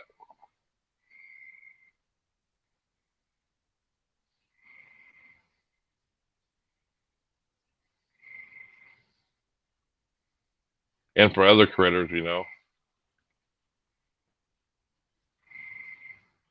Like if you had like a tank or something, you want to keep like, you know, a colubrid or something like that in, I bet it would work all right.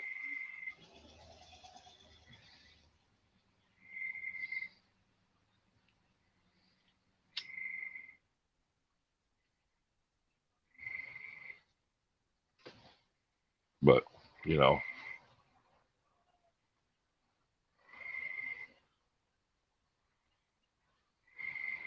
They're in house. Yep, use it in your orchards. Yeah, it works good out in the garden, dude. I tell you. When we had that pallet of Pro Cocoa, I sold a bunch just for somebody that was using it. That's what they're paying to use it for their gardening and stuff. They said they loved it for their vegetables and their flowers. And so I was like, hell, if they wanted to pay the money for it, I didn't care. They were buying 30 blocks at a time.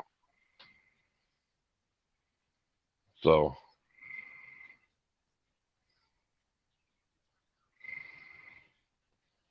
I mean, but 30 blocks cost them $300. So, you know, just so you know, that's $10 a block. What do you know? So there, you know, because a pallet is only like a pallet. You know that I do know for sure, 100% that the bird is the word. Do you hear me? Yeah, I hear you. Because when we got a pallet of it, that was 210 blocks. And Are you trying to tell me that bird is not the word? Bird is the word. And basically, when you order it like that, you're paying $6 to $8 a block. So that tells you the markup on it. Because a pallet was like $1,800, something like that. So they do it $1,800? Yeah, I'll buy me a pound of weed and sell it. Oh. Yeah, but that's 210 blocks of, you know. So if you're selling it for 15 to 20, you know, what people are selling for $20 a block, dude. Yeah. And you've only really got $6 or $8 a block in it. You know what I mean? So that's a big markup, you know. So when you pay, at the show they said, I'll sell it to you for $15, you think you're getting a deal. Shit. It's still doubled his money. Well, yeah, but you're still getting it $5 cheaper. You're going to get it anywhere else, $5 to $10 cheaper if you get it for 15. Yeah, but I mean, they're still doubling their money. But I don't know about like Reptile chip or Cocoa Blocks. I think Cocoa Blocks is more. So, but you got to get that cocoa shaker if you're going to be a Cocoa Blocks distributor. Well, fuck that shaker. That shit is so dumb. Well, it's not dumb. I mean, it's a $500 fucking marketing deal, but it's $500 marketing thing that you can sit there and make with some goddamn half-inch mess that you What's use the for your lesson of rat the day? cave. Don't smoke crack. And frog nuggets are amazing. How do you know? You ate one? No, but my frogs love them.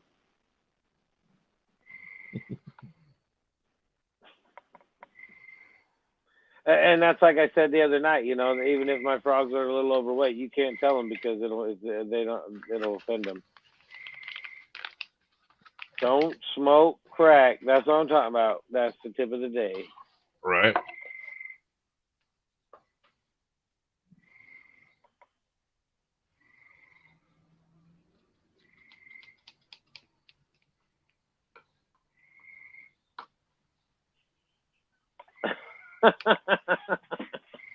Yeah, I ain't picking nobody's nose, that's for sure.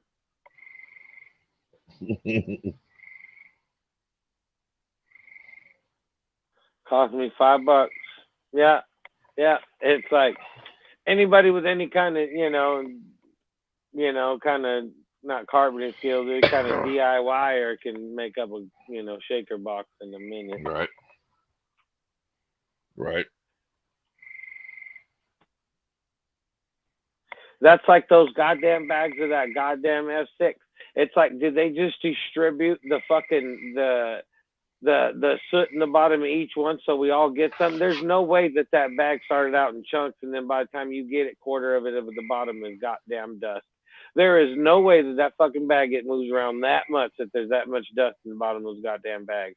They're spitting dust in there with them. They're all like, oh, you're getting 10% dust, 15% dust. Well, that shit just breaks up so easy, though. You figure if you, if you're even in there getting shit, I mean, some does have worse than others. I agree, but I mean, it's like Jesus. What? But did you can reuse it. Roll around this bag for a fucking hour? It's like, what the hell?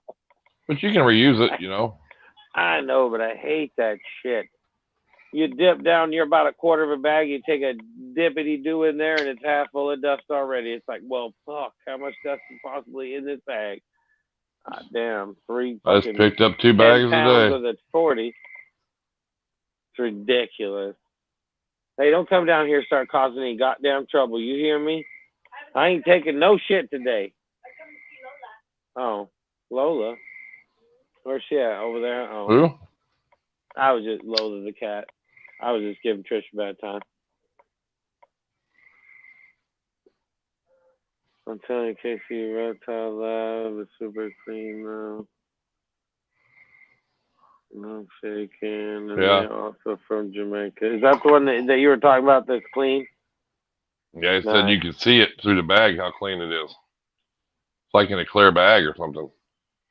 So you can really see it, how clean it is, Freedom Breeders got that. You see that? They've got that deal now. You get in the bag. It's their their high dollar. It's already been shaken and everything. It's like they're just. So you can either buy their cocoa box or you can get it in the bag where it's all. This is the top quality stuff. This is the top quality stuff, Fucking Jesus, yeah. Oh my goodness. I mean, if you can get it at a good price. Oh, they'll sell it, I'm sure. Yep. Everybody says good things about it.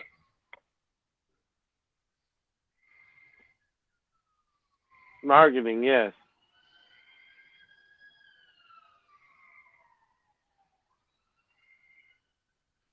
Just go to your dispensary and get all the plants this way and grind it up.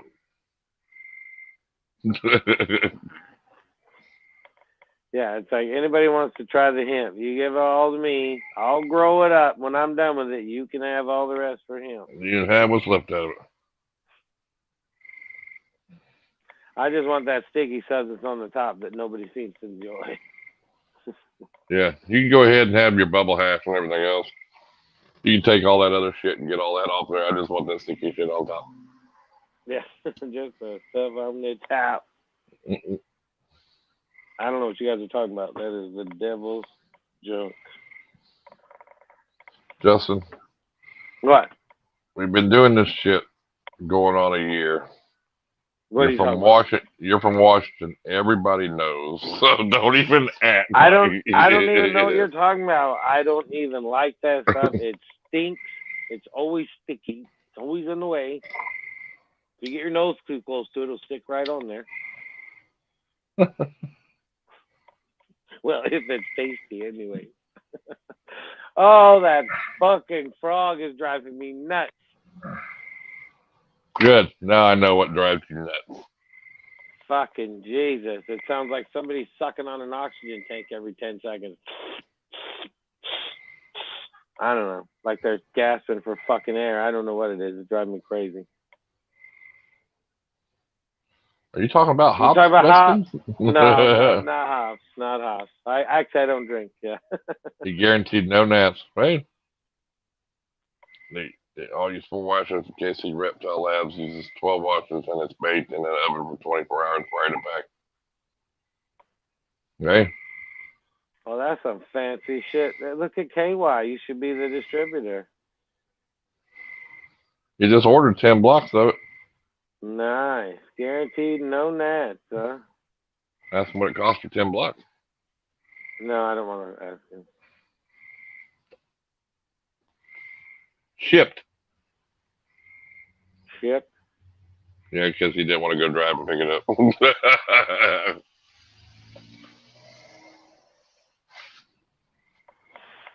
I didn't know there was so many different kind of goddamn cocoa blocks. It's shit, big market. Atomic, are you still coming here? Are you still coming here to Yakima and getting cocoa block? Or the shit at the pet store? That chameleon joint? I mean, think about it. Anything you see bedding anymore, you know, is some kind of cocoa fiber, you know, whether it's fine, chunk, or whatever, you know. Yeah. So, and hell, even that brown stuff, you know, that goes where your plants, like where you get your plants, they got the mats, that's all cocoa fiber, man. I mean, it's a big deal, big thing right now.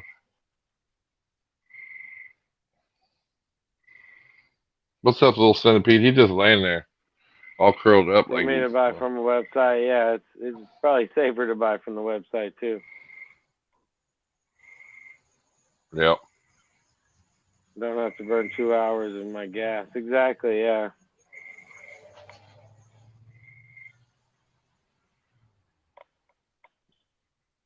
Well, hell, if Justin would have invited you over, you could have hung out with him for a little bit. I like that pet store a lot. I just wish they would clean it up a little bit. I like that joint too, but I just wish they would clean it up a little. Yeah, that's kind of the downside. Mm-hmm. Some people, you know.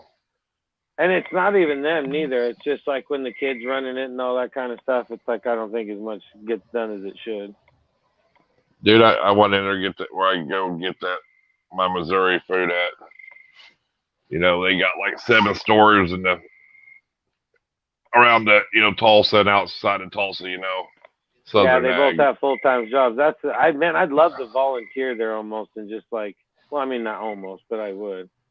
But their rats or mice are so expensive, dude. At where you get the Missouri? It's like $3 for a pinky or a wing, dude. Yeah. Like $8 for like a medium or something. And then it said if it's over a certain amount of grams, it's this. I'm like, are you serious, dude? Yeah. They're insanely high, dude. You know, that's so sad because welcome. There's no way like a normal person that had a collection, even a dozen or 2 dozen snakes could afford it, you know. I mean, you're feeding 10 snakes mediums, dude. You're looking at $100 a week. Oh yeah, well that's why that's crazy. Hi, Mary. Not when I first got in this, but when we first started doing a lot of live things, we talked about rodents back in the day. Everybody's like, oh yeah, it's like, you know, you got to have so many snakes to make it worth it, and it's like, you know, that's not true really, because if you're in certain locations and you're getting them for cheap, then that's fine. Yeah, buy them all day long. Don't deal with the thing.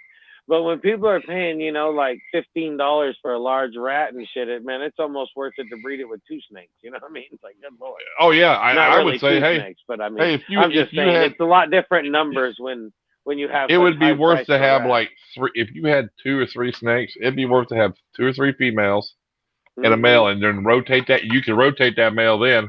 You know what I mean? And then you could pick and choose how much you get because, dude, that's expensive, dude. I go. It's insane in some places. It's nuts when you, like I said, when you're $15 to $18 for a large rat. It's like, holy shit, man. It's like, well, I need 12. What the fuck, 12?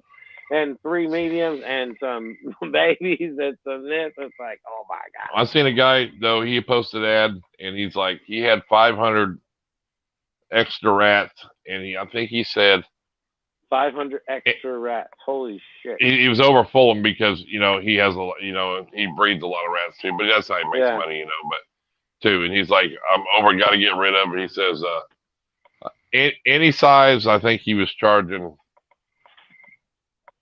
$2 or $1.50 or $2 or something like that. But you had to buy 50. You had to buy 50. You know what I mean? That's cheap. Yeah, that's cheap. Yeah. If you bought 50. But I mean, most of them, it looked like they were smalls. You know, you weren't really getting no larges. You know, there were probably some, but I mean, still, I'm thinking that's a good deal because I think it was. I'm thinking it was like 2 for for $4. Maybe $2. You know, but hell, even at 50, you could call them off yourself if you needed to. You know. Well, yeah, you know. If you didn't need them live, you know, but. Yeah. But the little pet store down here, the mom pops, they sell. I can get smalls or like to mediums, like $3.50. I think it's $3 a rat, which ain't bad because, like I said, them other pet stores are charging you $8, $9, $10, dude. You know. But if I get a whole bunch of them, like say if I needed something to fill in, and say I need 30, dude, he cuts me like a really good deal anyway. So. Well, yeah. What's up, Nate Breeders? Nate Breeders' wife. Nate Breeders' wifey. Welcome to the live stream.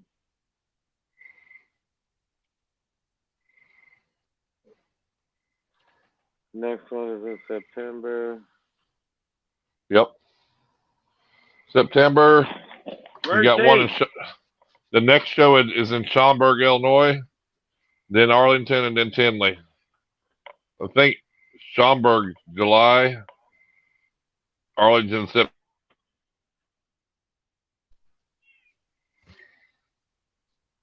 Help me out, me fool. So, Rob, you could actually go to the one in Schaumburg, probably up there by Chicago. That'd probably be a little bit closer. Nothing much, cleaning geckos. Damn. You could stay where Kurtwood, too. You can just crash at Kurtwood's house. I'd watch out for that, man. You better bring some midget stripper money. I charge $4.50 for a large. See, that'd be, yeah. A lot of people wouldn't breed their own if they could get them for that price. That's still, to me, though, after raising them, that just still seems, it's just crazy how much people spend on them, you know what I mean? I'm not saying that's high, it's just insane what they go for. That if you're going to have any kind of collection, you need to raise your own rats. You almost have to. Yeah, once you start getting a collect, it's. Nope, I was doing that shit, and it's like every time I went to the pet store, I got more and more and more. The bigger the snakes got, and then eventually it was like, no, I gotta just. But at that point, I was already waiting for females to grow up. But that's ridiculous. That's highway robbery. Welcome, Bubbles. Welcome, Bubbles. That's just highway robbery. They shouldn't be allowed to sell them for that, you know. Your dad was here earlier. He's gone now. Papa was here earlier. Papa Venom. Papa was here earlier. What's up, Hort? Yeah, I mean, that's why if I'm overproducing right now, that's fine because I don't want to get in the bind where I don't have enough all of a sudden, and then, you know, I'm not paying for them like that. Yeah. Yeah, it's crazy. That's just nuts.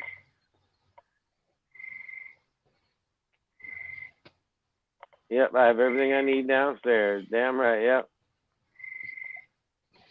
Why? But I just don't want to breed them mice, though. You know what I mean? I just don't want to breed mice. Rats are simple, dude. They're easy. Oh, so are mice. So what's so difficult about mice? I heard they stink. Number one. Well, they do stink more, but they don't. And I heard you got to pull the rat does. I heard you have to pull the males. No more than you do with any other goddamn thing. I leave my males in all the time. I got frog nuggets all the goddamn time. Yeah. I've never taken the male out of that. You know what? When I was like switching the males to try to get different colors going on, that's when everybody started eating all the goddamn babies. Well, you just put them in there like my 2 female or my albino set. I had the 2 females. I bought the male from somewhere else. I put them together. I've never taken them apart. I got frog nuggets all the time. Yeah, because I leave my rat colonies. They're a colony. I never take the male out. I've always heard people say, "Oh, you got to watch it with the mice. They're bad." I've never raised them, so they're no more bad than anything else that's eating their young. It's the same shit. Yep, I leave mine in the colonies. Yeah, it's the same shit as any other rodent. But like I said, when I was like switching because I had the dark colored one and the light colored male and all that, and I was changing them to do different babies.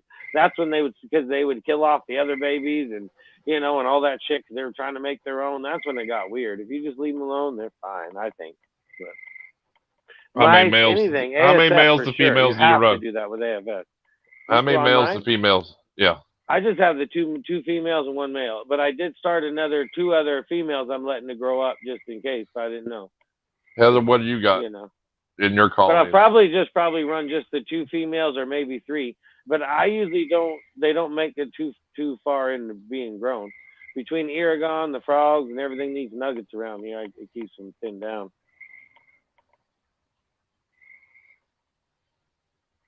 I think all the rodents are exactly the same for the most part. As far as it is I mean, like the big rats, I guess you can move the male around a lot easier, and they don't seem to mind. But like the mice and shit, it's like I haven't had them eat any more babies than anything else does. So 1 male to 6 females.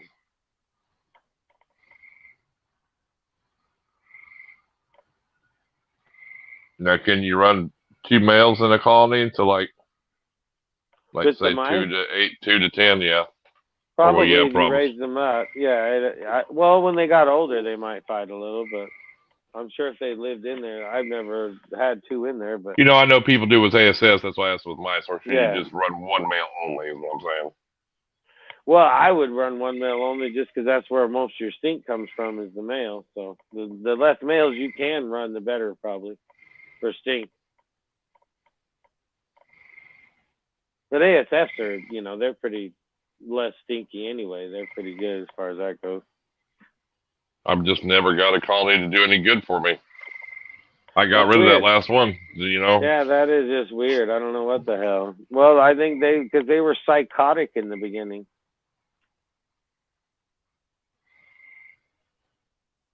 Okay. 1 male will kill the other. I got you. Yeah. Well, that's what I said. Eventually, they're going to show dominance no matter what you do. But no, you quiet down. I don't want to mess with you neither.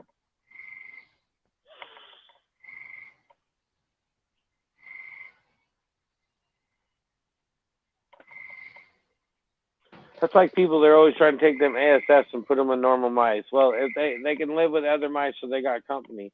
It's like if you're having to provide company for an ASF, which is another rodent, why don't you just give it its own, what it wants, It's just, if you're going to make sure that it's got, company, then let it have its own company.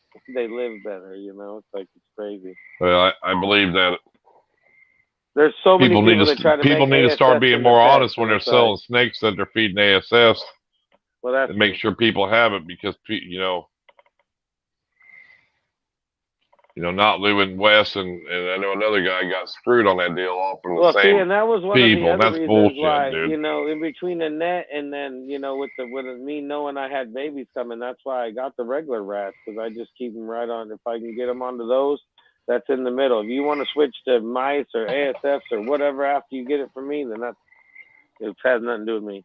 Well, right, but I mean, if like if I have collections and I say, okay, you already know I'm going to hold this back for sure because I want it. Yeah. And say you got 10 snakes and you're holding 3 back, them other 7 are getting strictly rats. Yeah, well, you would think, yeah, normally. But well, some people. Because when dude, if I wouldn't have gave them if I wouldn't have gave them ASFs, that snake probably would have died, dude. That snake would it still might if he doesn't figure out. Well, I tagged him in some places around here. I mean, guys got tons of them, so I said you can get him. He just right. But yeah, like when I seen that one snake, that yellow belly dude, male. And it would only eat a live ASF. It would not even eat a frozen thawed ASF. That's what you're saying, yeah. So ASFs are the actual rat that they eat that comes from Africa. It's like a natural rat they want. It's like crap. It's their natural food source over there. But an ASF rat this big is twice as much protein as a rat this big that's twice its size. So a lot of breeders and you can get weight on the female way faster and way less stress on the female by using ASF, I think, if you're going to keep them, because they're not eating as big of meals, they don't have to eat as many meals, and they're still getting way more protein than they were if they were getting big rats. I'd say Sean Bradley would call you a liar there. Why? Because he's probably the only person I know that can bulk up a snake without power feeding it. Like he'd have males 6 months breeding age, 7 months breeding. His theory is he was feeding every day, but smaller meals. Smaller meals. He said he even had. That's the thing. You could do that more easily and even better with an ASF rat because they're even better protein. But I don't know if he could have when you're talking about a big breeder. I don't know if he could. I don't know if they would be allowed to have him. And as a big breeder selling, you wouldn't want to be. Yeah, I think because you see so many people switching to them now that it makes you wonder, is everybody disclosing, is people having problems getting their snakes eat because? Well, yeah, but if it's your own if it's your own snake that's going to stay in your collection, you feed it whatever you want. But I meant the ones they're selling. I mean just ones they're selling. Or if you do sell off a breeder, you need to say, hey, it's on this food, And I see a lot of people that on the market, says they're eating live mice. I'd like, to me, I start them right off with goddamn rat pinkies or damn near rat pinkies with fur on it, dude. I mean, why give them mice? I think they're just giving them mice, trying to just get them to eat. I think it's because it's cheaper on them. It's easier too. If you're selling you're not. They say they tend to snatch them faster, being the mice too. Well, I think if you're selling them, needs one more sticker to close out. Oh, that's right. I thought Uper was getting that spot. Yeah, I'm sure he is. But I mean, I also see the fact that if you're selling snakes, mice are probably way cheaper than rats. Especially if you're ordering frozen thawed, say, like a lot of people order like bulk, you can get 50 mice way cheaper than you can rats. So if you're selling them snakes, you're selling them, you're just getting them started to eat, and then it's the responsibility for somebody else to switch them to live food or like rats or whatever. And then it could be too, depending on what can they get. Even a rat, if you're going to give a snake to sell snakes, somebody, it's going to be a pet, and they're going to go to Petco looking for food. They're 9 times out of 10, they're only going to get mice. It's a bad thing. Yeah. You know what I mean? A lot of those places don't even sell rats unless they're frozen.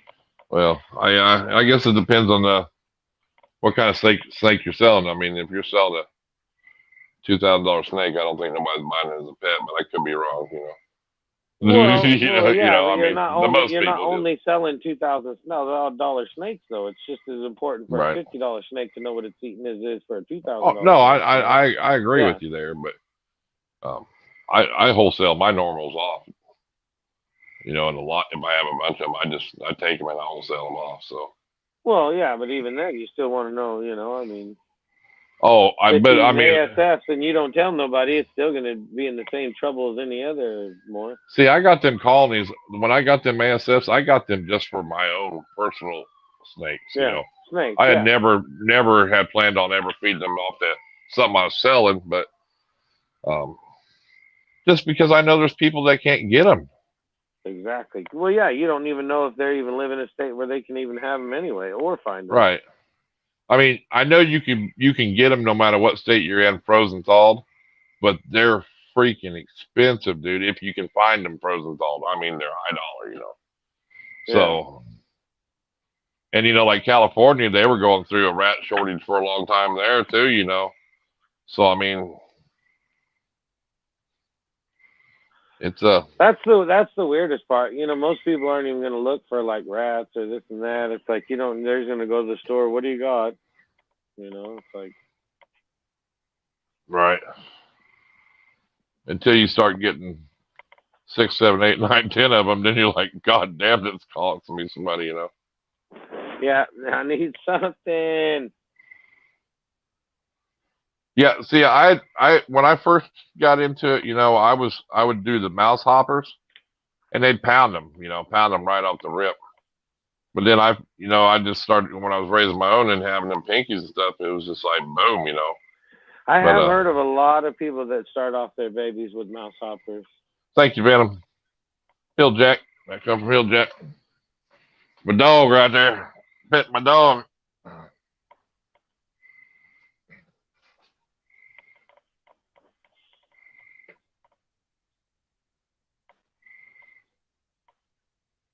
Well, that's the thing.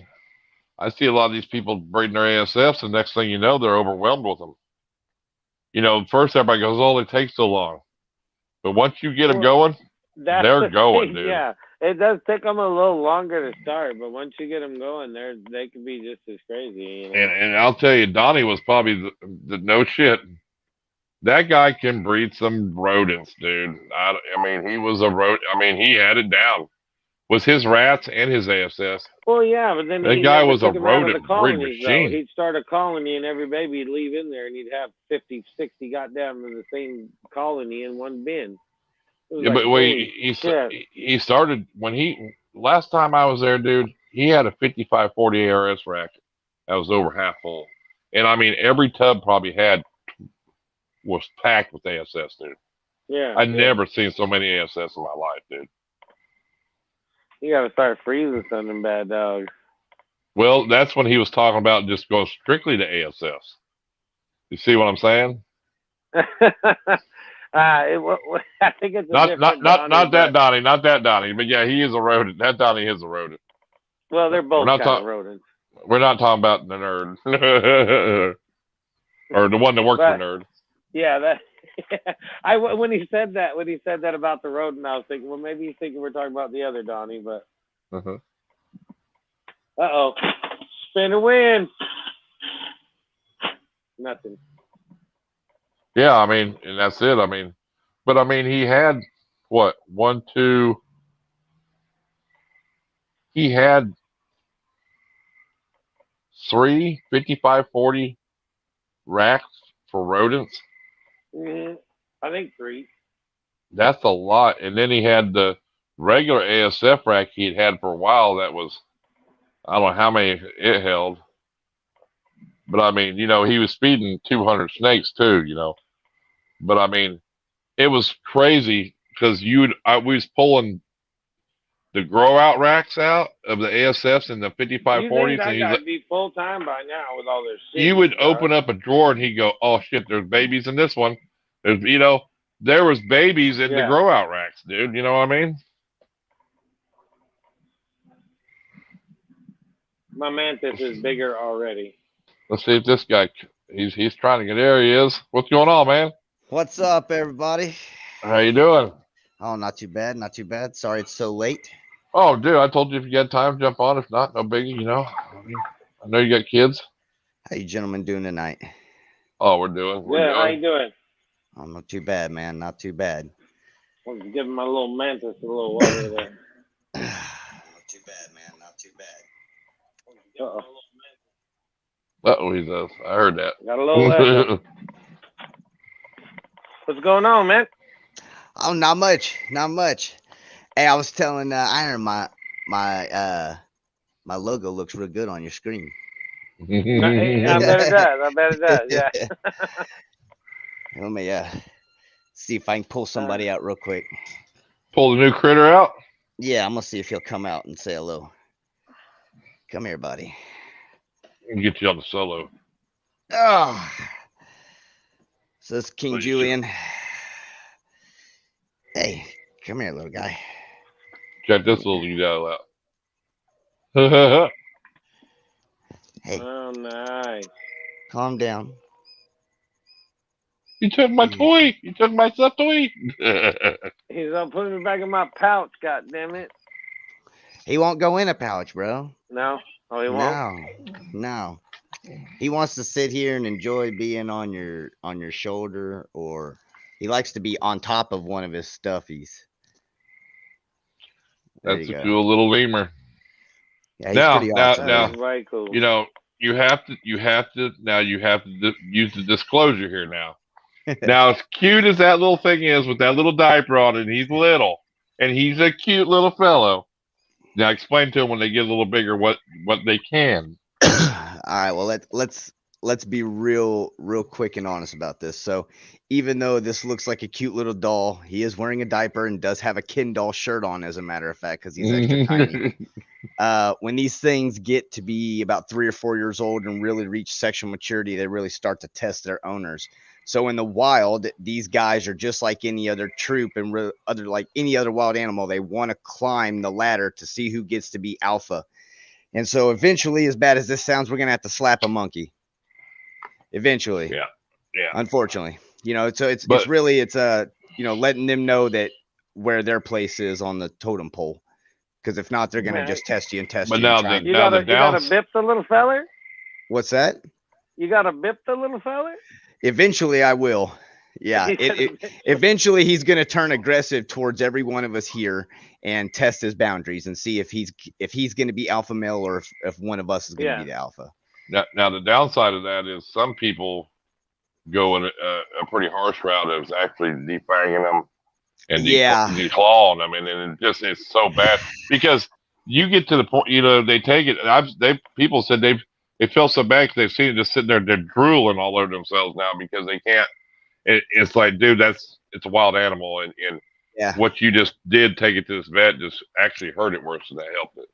Yeah, I mean, really, all you did was take all its defense away, and it knows that, so it's pretty much going to give itself up. I've never defanged one. I've got a group of parents to this guy right here. Both of them are fully fanged, fully nailed. If you keep the right amount of stuff in their enclosure, they're not going to have really sharp claws. Could they scratch you? Yes, but they would have to really be purposeful to do so. With the right amount of stuff, their claws will stay filed down pretty well. Now, their teeth, on the other hand, will never go dull.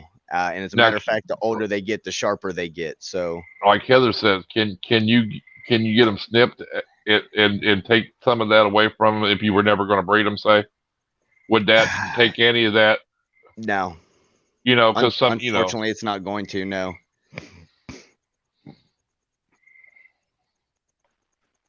How come Red Dirt gets all the animals I can't? Hey, I'm telling you, here in Oklahoma, it's a great place to live. Yeah. Yeah, that's crazy. As long as you have the right permitting, you have, you know what I mean, and proper setups, you usually get the ability to get what you want. Some people say Sasquatch is a human lemur hybrid. That would be weird. That would be weird. Just out of curiosity, how much do those cost, they ask? Let's see. On average, anywhere between $1,400 to $2,500, depending on where you're getting one from. Is there different types of lemurs? I mean, yes. This specifically is a ringtail lemur, and that's due to the fact that you can see his tail. But there are white ruff lemurs and red ruff lemurs as well. The red ruff lemur is considered the most aggressive out of the whole, and I would say white ruff lemurs are actually probably not as bad as what I think a ringtail lemur would be in the end.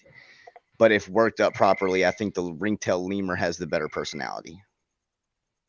That's the one you see most in the pet trade. 3K here in Georgia, he said. Venom says 3K in Georgia. Yep. Woo! Yeah.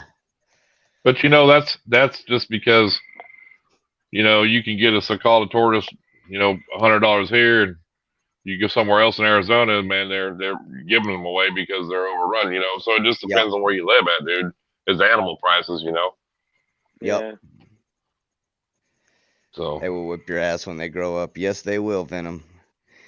I've got, hey, I'm not gonna lie about that. They definitely will. I've got some scars to prove it. So what does it take? Because I was going to ask you this other day, but since you're on the live stream, what does it take for like a person like me to get like a birds of wild license or a falconry license to be able to like for like owls and stuff, or you know, like even if it's injured, you know, to be able to. You know. I think here in Oklahoma, you got to go through the Fish and Game and get your rehabilitator license. You have to be a wildlife rehabilitator, and I can't remember exact steps that you have to go through, but I think you have to be registered as a 501c nonprofit as well. Because I know some places you can get a falconry license, but it's a hard deal, and it's many, and you know, you gotta go through a lot of bullshit too. Yes, you know, it's not that I can go take whatever I want. You know, it's a special thing, but yeah, nowadays it's a 2-year program that you have to apprentice under a master falconer, and it's a 2-year program before you can even get your own falcon, and then it's another year of apprenticing underneath that master falconer with your falcon before they will hand you a master falcon certificate. Right. And as far as I know, we don't have anybody here in Oklahoma that does it. Now, I could be wrong about that, and if I am wrong, please point me in the direction of where that person is. No, I mean, I know that the place there in Collinsville, they do rehabs on owls and stuff if they get hurt, and if they can't go in the wild, or if they can, they release their shit back in the wild. But I seen that Chandler's Wildlife in Florida got a goddamn eagle fucking owl or something. It's like the second or third largest owl. And it's a baby, dude, and it's 2 foot tall. I'm like, that thing looked badass.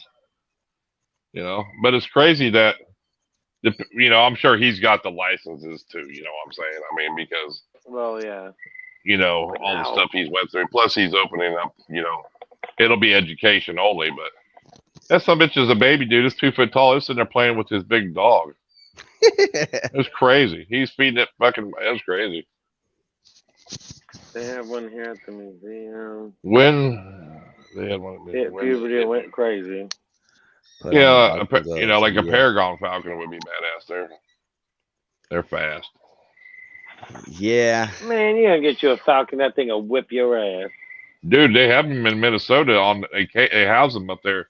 They took care of all the pigeons downtown. That's what they do use them for. Them things are fast, dude. Cool. Yeah, that's what they're actually got a deal for. A person does that. No. You don't see pigeons downtown Minneapolis because the Falcons take care of them, dude. If some bitches watch them, they'll hit them in midair and then they'll dive and snoop them up, dude. They fly like 200 miles an hour, dude. It's crazy. Yeah, that thing's badass. When you sent me that picture, I was like, check that thing out. I really like this little guy. So what's the fox and the bobcat think of that? They haven't met him yet, and probably lunch. Won't. Fucking lunch. That's exactly what the fuck they would think. Fucking lunch.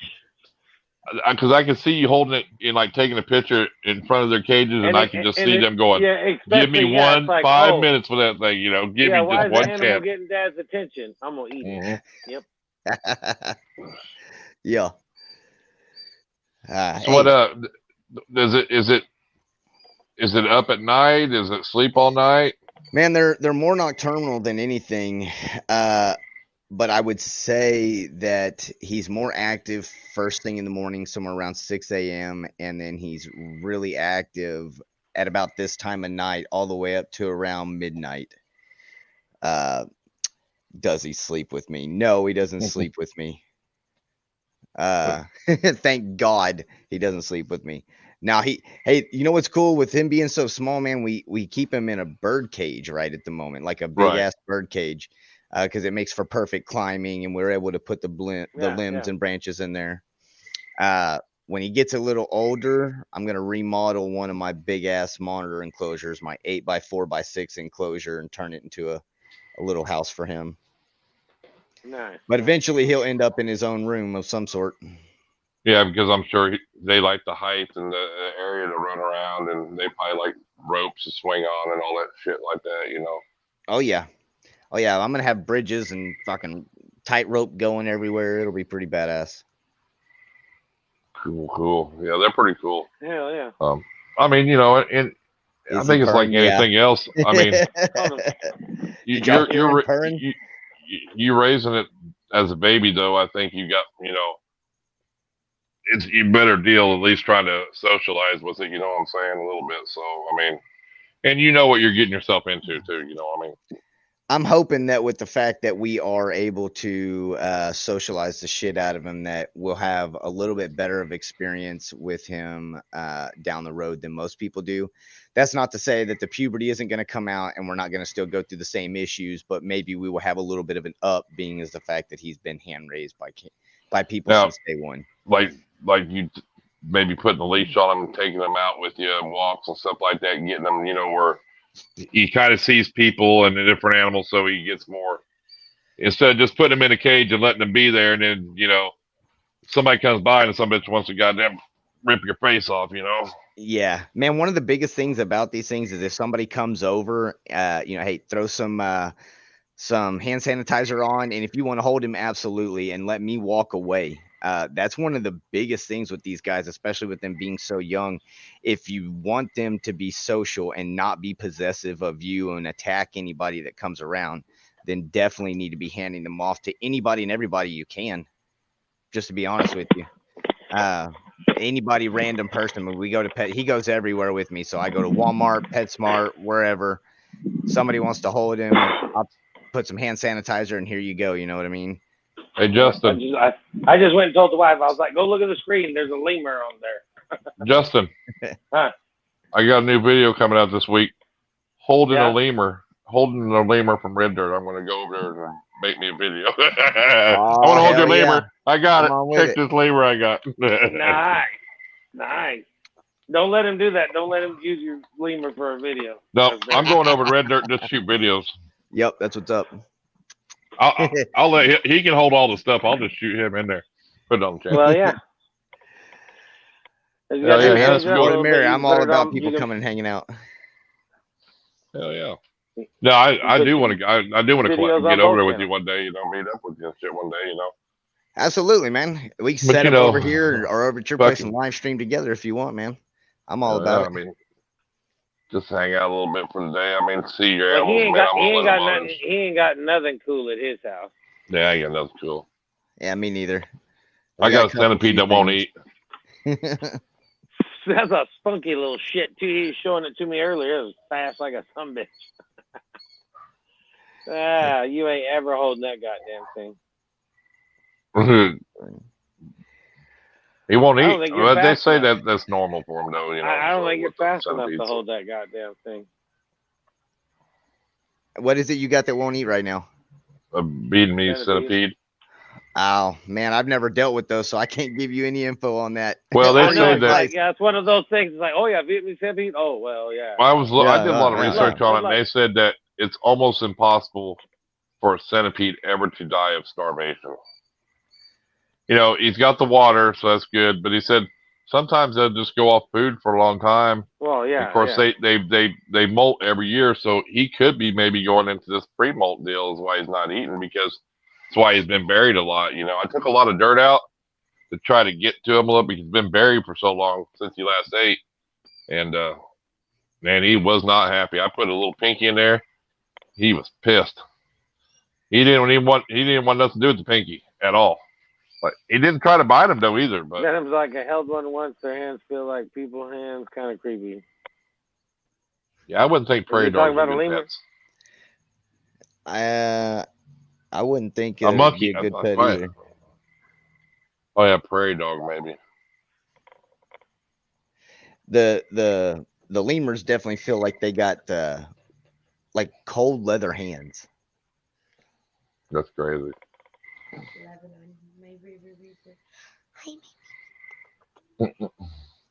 So did they have to come out when you got that then and inspect anything, or did you just call them up and say, hey, I got a lemur, man, add it to the list, or what? No, man, here in Oklahoma, to just have them as a pet, you don't have to, it's not a licensed animal. Really? So I will be very open and honest with everybody, because this will make everybody want to jump up and go buy one. No, because everybody in here is pretty smart about it, but I mean, you do not have to have a license here in this state to own a lemur. However, you do have to have a USDA license to sell them. Right. And now, if you have just one, if you're selling one as a pet to somebody else, that's one thing. But if you're selling more than one, and you will get caught and you do not have a USDA license, it could cost you a lot of money and even a prison sentence. So, well, it's kind of like the people down there in Manford or whatever. They got all the foxes and stuff. I'm sure they've got to have something to sell all that, but because they are breeding them every year, you know. But I mean, if you were just, it's like if you called the wildlife up, if you have venomous as your own personal property, it's like $10, whatever. Yeah. If you're a breeder, commercial, it's going to cost you more, and blah blah blah. You know what I thought, you know. So. And that's, I mean, it's $50 really is the difference. Yeah. It's 10 and 50. So there's a $40 difference. It's not real bad. The license itself is not the bad part. It's them coming out.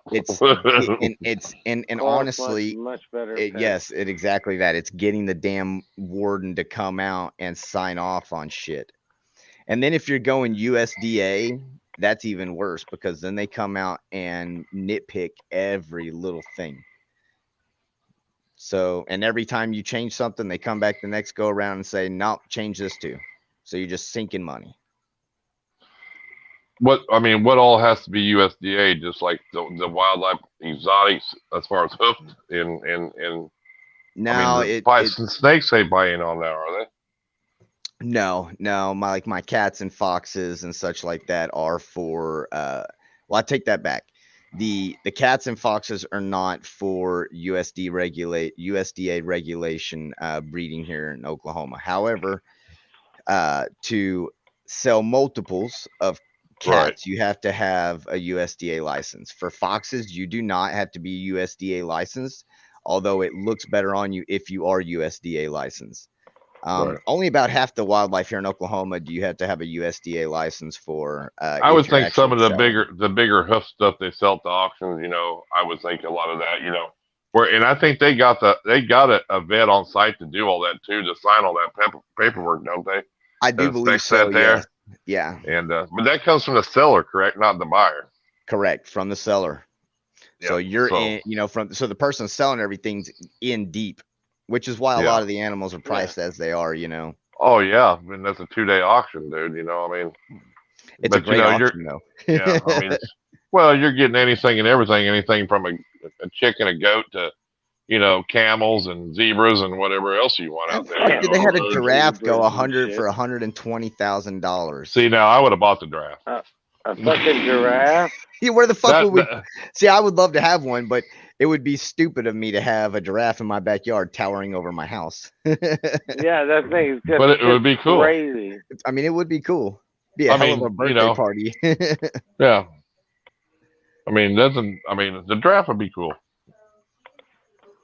Yeah, I seen that last one they just had here. They had like a baby camel, dude, and it was little. It was not very. It was small, dude. I was like, check that little thing out, man. To be able to go to a fucking deal and be able to buy a camel, that just seems. Oh yeah. To be able to kangaroos, you know, shit like that. They got all that, wallabies, all that shit, dude. It's crazy. Yeah, dude, they had a beautiful caracal go for $5,000 that I kicked myself in the ass for not getting. I seen that. I went through and looked at all their animals they had, dude. They got the big longhorn cows that's got horns that are 10 foot wide, you know, and bisons. They got them shaggy looking cows. I don't know what them are called. They're just all shaggy up looking. And see, they got so much stuff. That type of shit you do have to have a USDA license. Yeah, for. because a lot of them are the hoofed animals. Yeah, the mammals and stuff.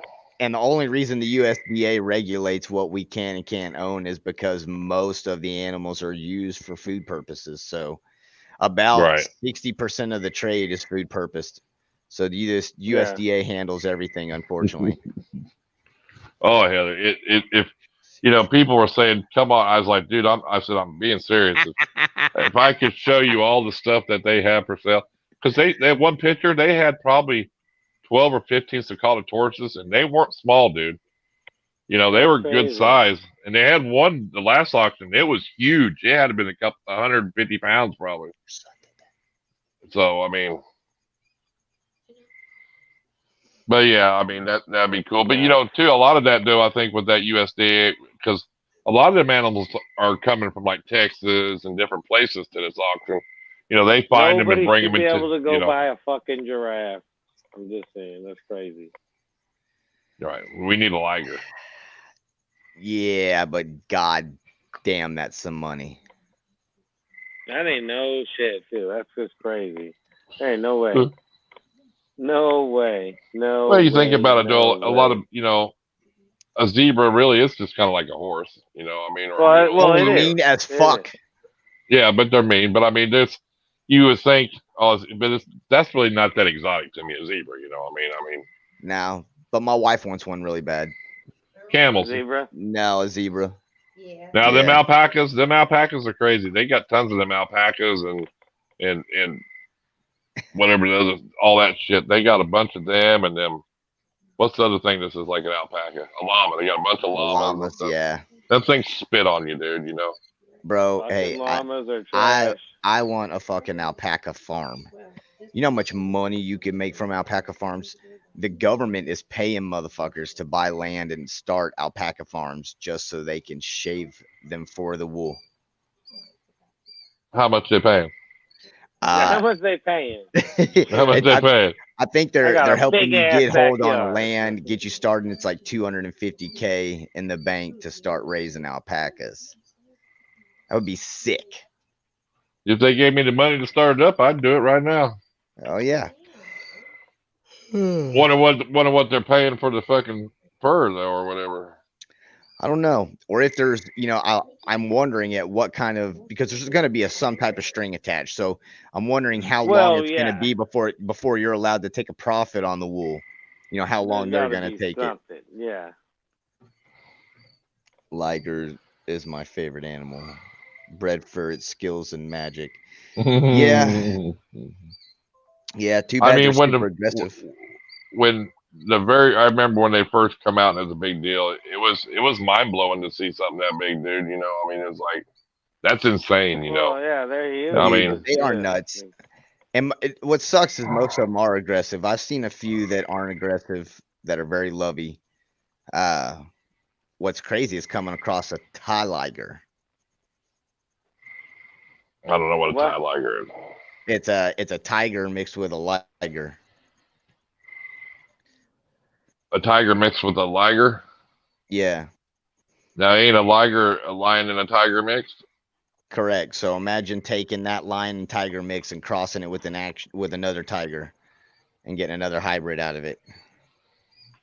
What would happen if you crossed it with a lion? I don't know. I don't know. How about like crossing it with like a cheetah or like a panther or something, a cougar? See, I don't think genetically that's possible because of the DNA sequence between the large and medium cats. Right. Just like people say that you can cross a bobcat with a domestic cat, and that's absolutely impossible too because of the DNA sequence. Now, there have been people out there. There is one known case of an F1 bobcat domestic cat that was, they say they've got DNA proof from some doctor, but nobody's selling them. Nobody's offering F1 bobcat hybrids. Yeah. And that's because, let's be real, hey, look, there's my logo looking sexy. Now, anyway. Yeah, if you only knew the work I had to do to make it even look that good, because you sent a shadowed ass logo to me. And Justin's like, God damn it, what's the shadow? Hey, it's because I see a little bit of the shadow. Yeah, I sent it to you before I got my laptop up and running. Now I could send you like whatever version you want from the person who designed it for me, because I got there you go all kinds of goodies. Nice. at that point, I just had to like take a screenshot of a card and send it your way. when you screenshot them, zoom in a little bit, it kind of gets them shadows to go away. Bet I would try that. But no, Heather says, I thought the hybrids were if you got a sterile. solid artwork without the shadow and shit, send me something and I'll replace it. Yeah. Bet I will. I thought the hybrids were sterile. I'm sure they will be. If there is any, I bet they are sterile. No, the Lager is supposed to be sterile. Oh, the Liger? Nah, you know what? That I can't honestly answer. I don't know an asshole amount about ginormous cats. I don't know a ton about the Liger itself. What's up, Jerome? Jerome, welcome, the one man. that I've come across and have seen and worked with personally was sterile. But was it a male? It was a male, yes, named Rocky. So I heard the males were sterile. Yeah, I heard the male Lagers couldn't breed or whatever. Yeah. So then maybe it was a female Liger and a male tiger that crossed. I don't know. Could be. Maybe. I don't know. I'd have to ask. Master logo maker. But the Liger that I came across, or that the lady owned, didn't last very long. Its insides were like all kinds of jumbled up and in places they shouldn't have been. And see, that's what kind of, when you start playing God, That's, I guess, you're just gonna get some weird shit, yeah. But the people that hate on that the worst are the people that's taken a Pomeranian and a Husky and they're breeding it together, calling it Pomsky and making a new breed. So that's okay. Yeah, that's okay. You can't, so dogs are the biggest hybrids out there, around. Yeah. So people are shit, man. They're hypocritical, very much so. Oh, I just can't believe some of the money people want for their goddamn animals. You get on Craigslist, it's like, dude, why you? There's people on there go to a shelter. You can get them for damn near nothing to get the same kind of animals, Yeah. I mean, there's, for free. Yeah. Well, we actually here in Oklahoma, they ship a lot of their dogs to other states that have them. A lot of our dogs go to a lot of northern states because they don't have enough in the shelters there, to believe it or not. I could believe that. Yeah. Yeah. Because when I was working at the casino there, Osage built that new hotel, there was always dogs running around, stray dogs. Yeah. And they come up missing. And the lady says, "Hey, you seen this dog?" And they were trapping them because they're strays. And then what they did, she goes, "Yeah, we trap them, we check them out, vet, and then we ship them to like Pennsylvania or somewhere like that because they don't have no dogs. There's such a waiting list, and they don't have enough animals in their shelter. So instead of killing them, they're actually shipping them to Wisconsin or wherever where they need them. So, which is cool. Well, that's good. Yeah. Yeah. Did you call it a bullshit? The bullshit. Yep, the Saint Dane. The Saint Dane. That's badass. Yeah, they're always crossing crazy dogs and shit, coming up with crazy shit. Man, some of them are ugly looking. For the cost that you pay for dogs nowadays, I'd just as soon go buy into some badass animals that are exotics. Yeah. Oh, jeez. People are like, man, that Bobcat must have been expensive. I'm like, no fucking different than that Rottweiler you got sitting there. I mean, yeah. Shit. And then $5,000 fucking them bullies. Yeah, the bullies are $5,000, like, especially pocket bullies. Oh my god. Yeah.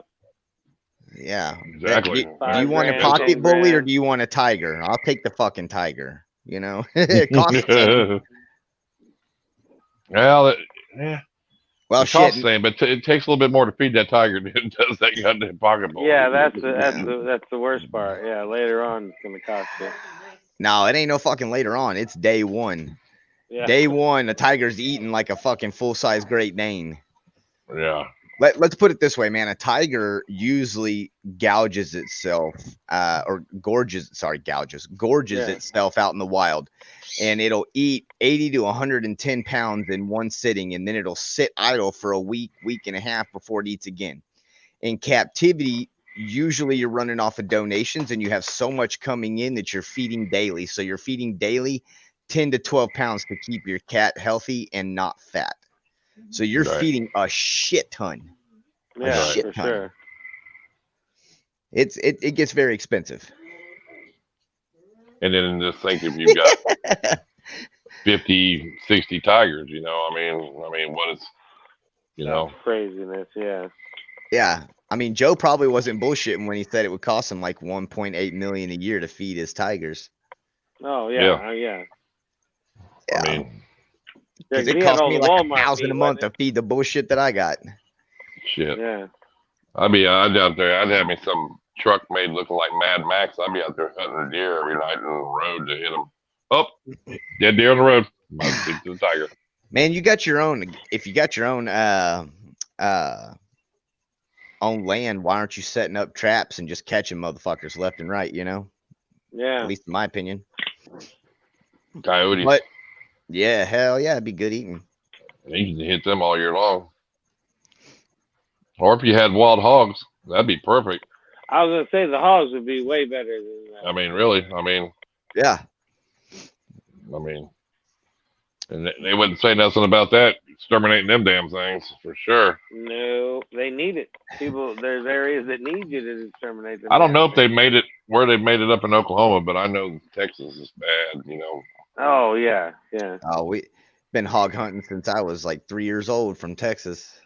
Yep. Well, I'm originally from Texas, so I grew up hog hunting, jumping out of a tree with a big ass knife.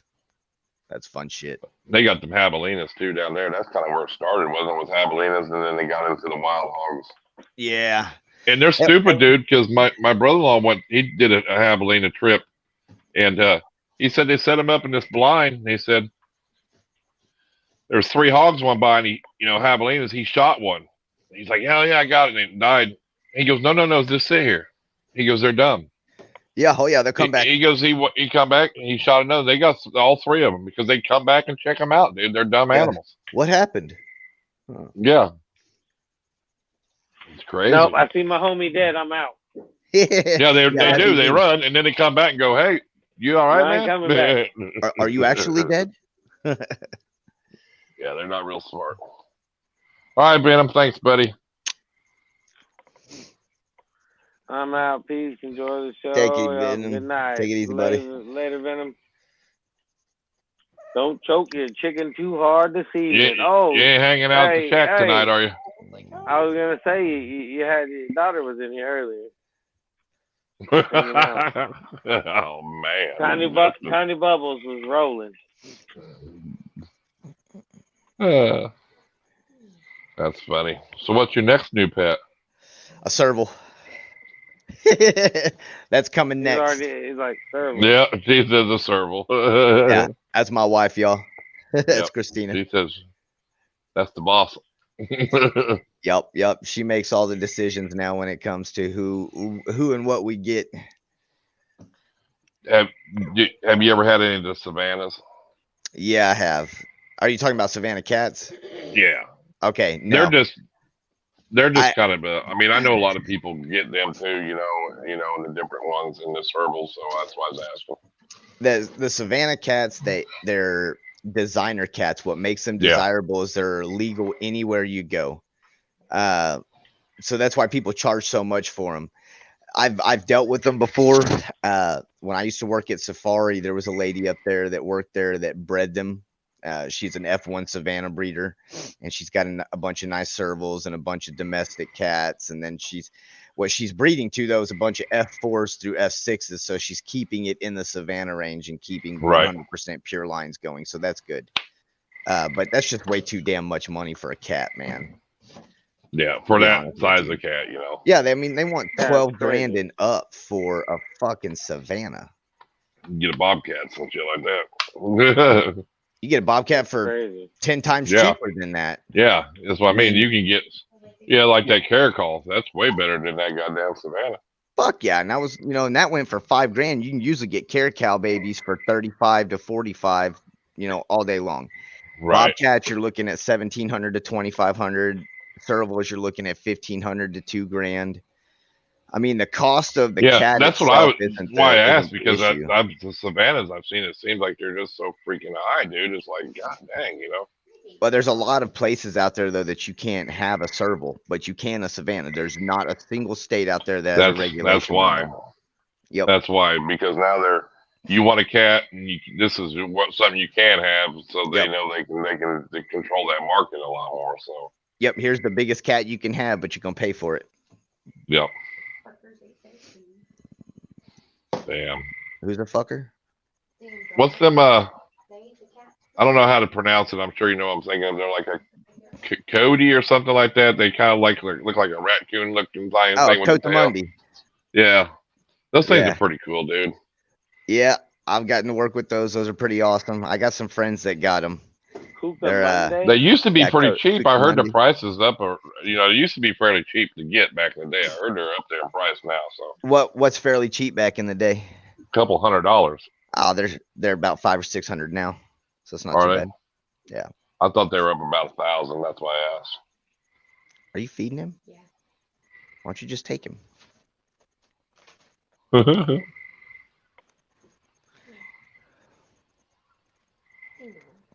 Dude, got a grip. Sorry, Any pumas? Dude, I would love to have one of those. A puma. Yeah. But you're talking like need a bunch of room. Puma needs room to stretch its legs. It's not like housing a serval or a bobcat where you could get away with having, a 20 by 20 enclosure that's, 15 to 20 foot tall where they got a room to bounce around. With a puma, you've got to have room. Outside caging and stuff. Well, I mean, even if you had outside caging, you need a huge outside caging. Yeah, somewhere where they can actually run and stuff. So. Yeah. Do you got any acreage where you live at? Not yet. No, unfortunately. I just have a ginormous house. I am working. We are working on trying to acquire some property and then move out on site and actually live on site and build on site. So I think the first go-to goal was probably going to be going ahead with our storefront here in Glenpool and getting it up and running again. And then within the next 5 to 10 years to be out on a piece of property and be building a fully interactive zoo where I can eventually move my storefront on site. There you go. Yeah. But exactly. You'd want to anyway. I mean, but especially getting the land first, and then knowing what it's going to take to just prep it to do whatever. I mean, to get it. Because that's a lot of work. But that's good. That's good future goals. So I mean, that's goals. That's what you want to have as goals. To look forward to. Say, hey, I'm going to give myself 5 or 10 years, and this is what I want. So you got to have a start plan. here. Yeah, because if you don't, it'll never happen. I gave myself a 3 to 5 year plan to be up and running and be legitimized as an LLC and get an actual storefront going.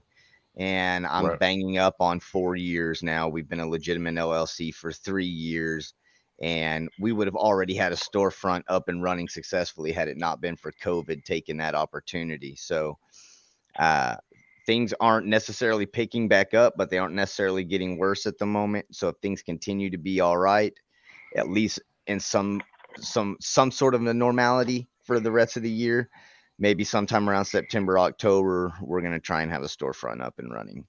The problem is things are so damn expensive here in my hometown of Glenpool. It's like a upscale suburb that, man, it'll be worth it once I get it going, but getting it going is the issue. So because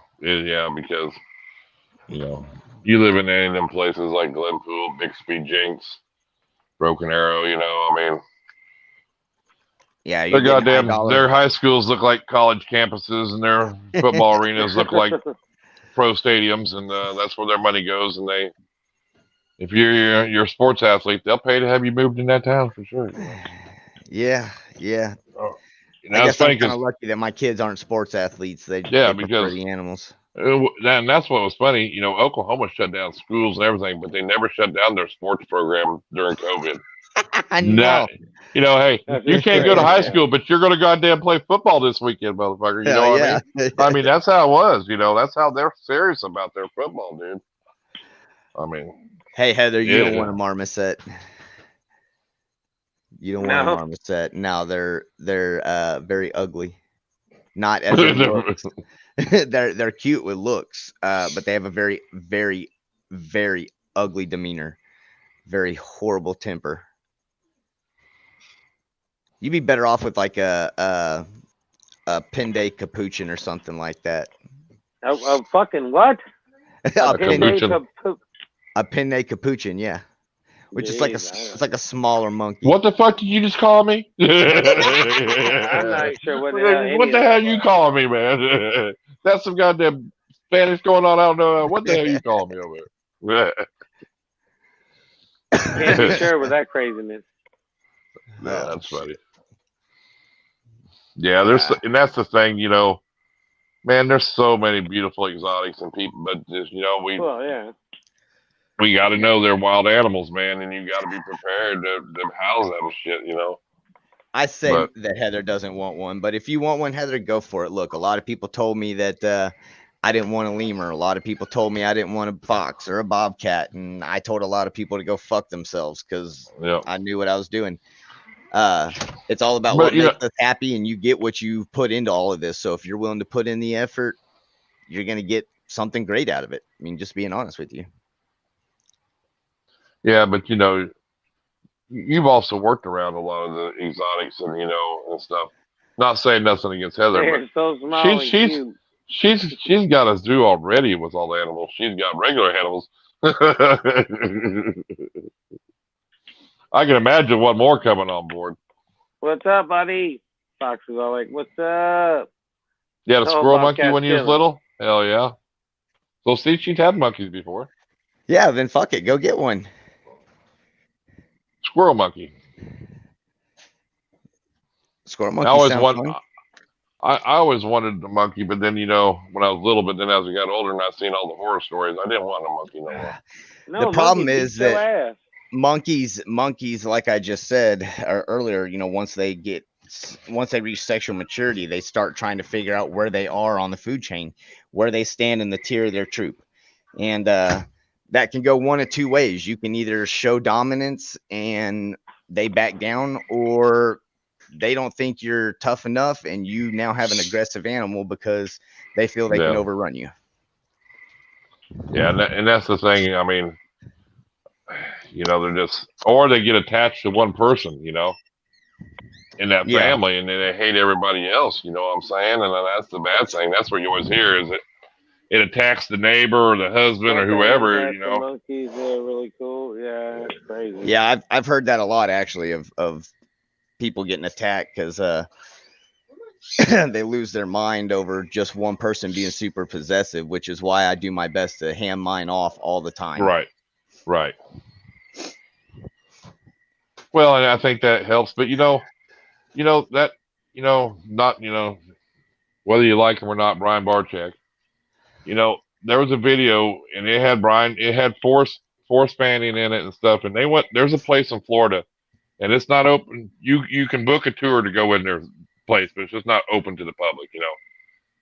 And it had been a year and he had met this chimpanzee down there. And when he went back, dude, a year later, that thing remembered him, and it was like it loved him, dude. Like, it was crazy how it attached to him, and it's just crazy, you know, that some, you know, that has that bond, and it's not something that he's even around every day, but it remembered him. You know, it's crazy, you know, that, you know, really gives you perspective on just how intellectual these animals really are.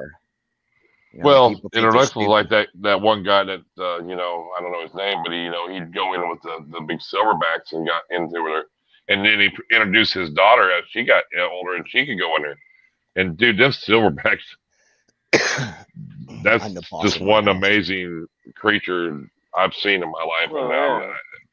They're cool on TV, but when I seen it, and you couldn't get close to some bitch, you know, and I could see it, I thought, oh my man, that son bitch is badass, dude. I mean, well, yeah, rip your arms off and beat you with him. Some bitch picked up a semi-tire, did this, and just tossed it like it was like I'm like, God Almighty, dude. No, I mean, you know, compressing it. He's compressing a semi-tire, and it's like, I'm like, if he can compress they grab them ropes, he's gonna accordion my ass. Well, you know, orangutans are badass too, dude. You know. Yeah, I won't fuck with no orangutans, man. You know, you see them in movies, and you see these ones they do, but hey, them some bitches ain't. They'll pick you up and sling you around like a rag doll, you know. Oh well, yeah, they're not messing around. But it's amazing your the strength nutsack off and they shit. have, dude. You know, it's crazy. You know, I mean, like an orangutan, like a silverback. That's just, I would never want to mess with one of them, dude. I mean, but they're amazing creatures, though, dude. You know. Yeah. Fucking, like I said, rip your arms off and beat you with them. Shit. Yeah. What kind of monkeys they got? Reptile feedings?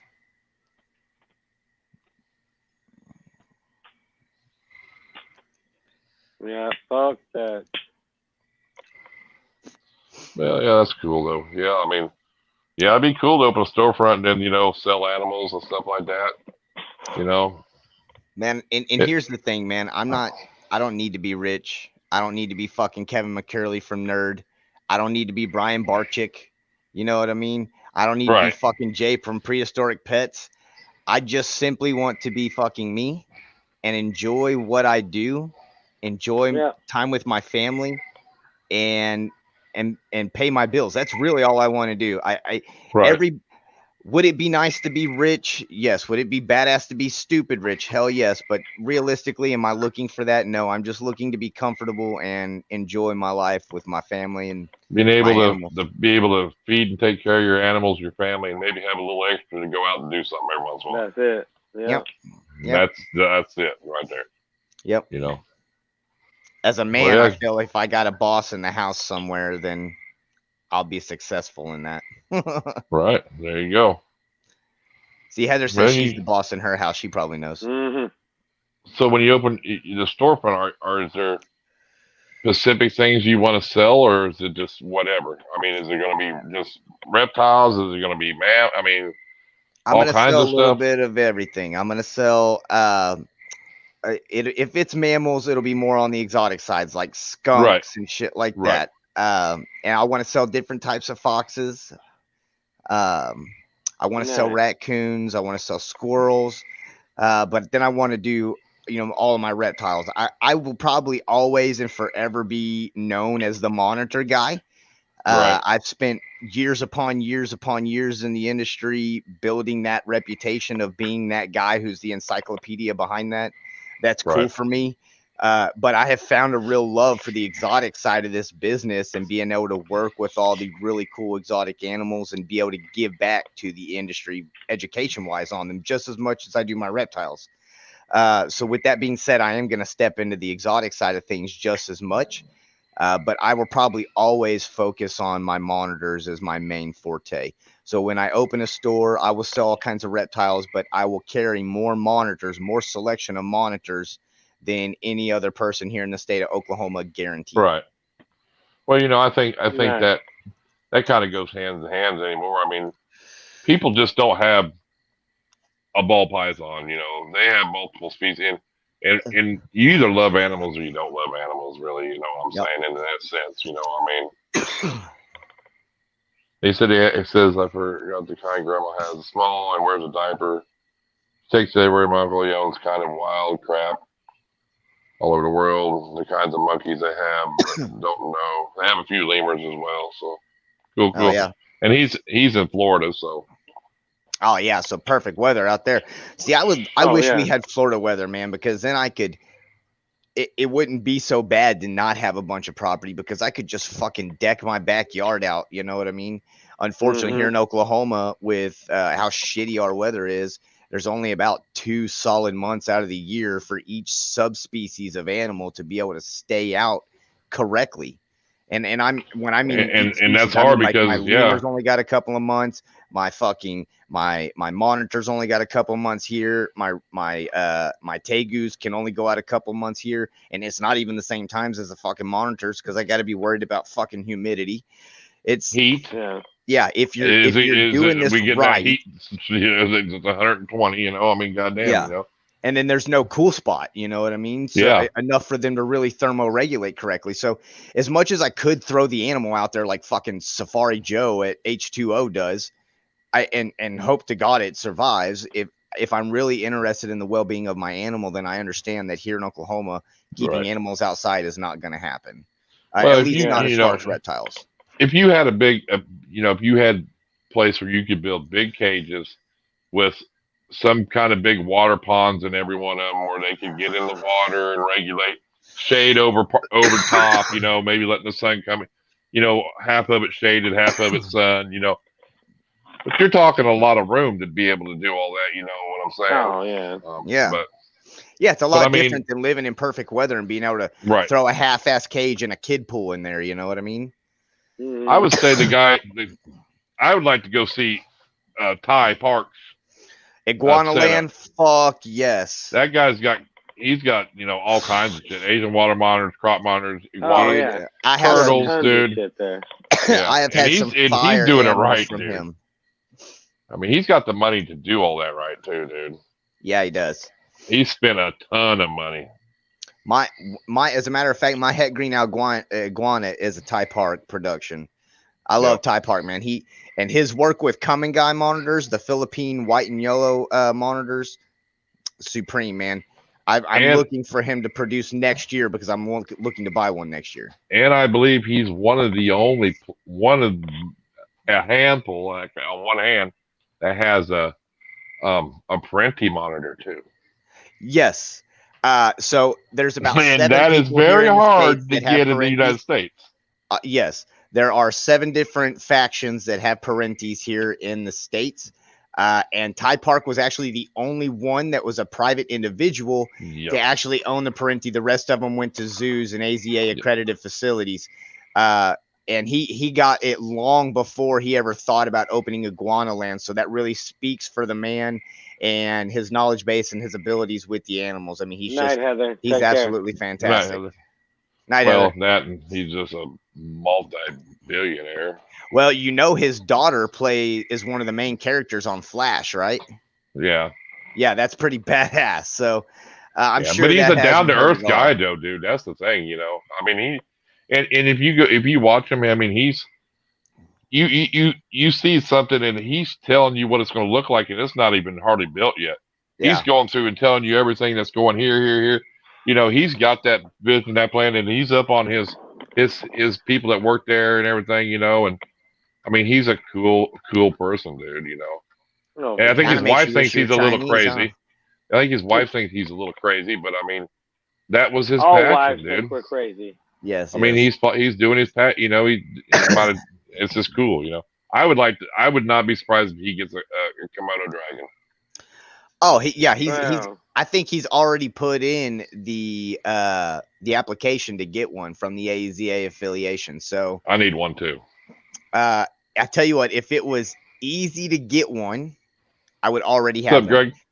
It costs you about $24,000, but Greg, welcome. That's my dream animal. Mine too. If I could have a dream, you know, because knowing that I'll never have one, you know, but I mean, that would be because that's just the king of reptiles, dude. A Komodo dragon is the badass. It's the king, dude. The Komodo dragon's the only reason I got into monitors in the first place. The reason I got into reptiles in the first place back when I was a kid. I mean, so I get you there. Croc monitors, man, they're. I want one, but let's talk seriousness for a second. That's the nastiest fucking bite of any monitor on the planet. They got the shittiest attitude. And it's a toss-up on how you work with them. Crutchfield is a fucking like an Obi-Wan Kenobi of fucking motherfuckers with his. And that girl on Instagram, that Asian girl on Instagram, Jeanette Lee. Jeanette Lee, dude. She holds her monitor like a baby, dude. That like oh my baby, yes. It's like a bond you've never seen, and you know, but that just shows you've got bond time there. And effort. Yes, I mean. What's crazy with a monitor is having that badass bond and being able to build that type of relationship. But what really sucks is you could kill all that 10 years of effort. You kill it all in 30 seconds with a bad mistake. I mean, I think I said this in the last time that we were on, you know, it sucks, but if you're paying attention and you're following the steps, you're following proper, let's say protocols, and, you know, you got a specific rhythm you're doing things with, you're keeping up with husbandry. That's a major player in a monitor's life is husbandry. Yep. It's a major attitude depiction device. So if you're staying up with everything you do, you got a good relationship. It shows us that really Americans ain't on that level as much as you go to like Thailand and these other places. They have these like monitor shows and there's like 100, 200 people holding these big monitors, all different kinds, and they spend every day with this thing all day. Oh yeah. Yeah, but it's a whole different lifestyle. I mean, out there you're seeing them on the regular. That all have king cobras and shit, all them weird. Yeah, but I mean, it's cool that that shows you that it can be done. It just because they do it all the time. Yeah, it just takes time and effort. And that's the problem. People don't want to put time and effort in it. That's a lot of it. But that's probably their only pet. That's probably their only pet too. Very true. But that is you saying that right there. A lot of people don't put the time in. That's why Kevin McCurley and Nerd charge so damn much money for their animals. Because you're buying an animal that has had that time and effort put into it. Mm-hmm. And the generations of them animals that he's bred them. Yeah, that helps as well.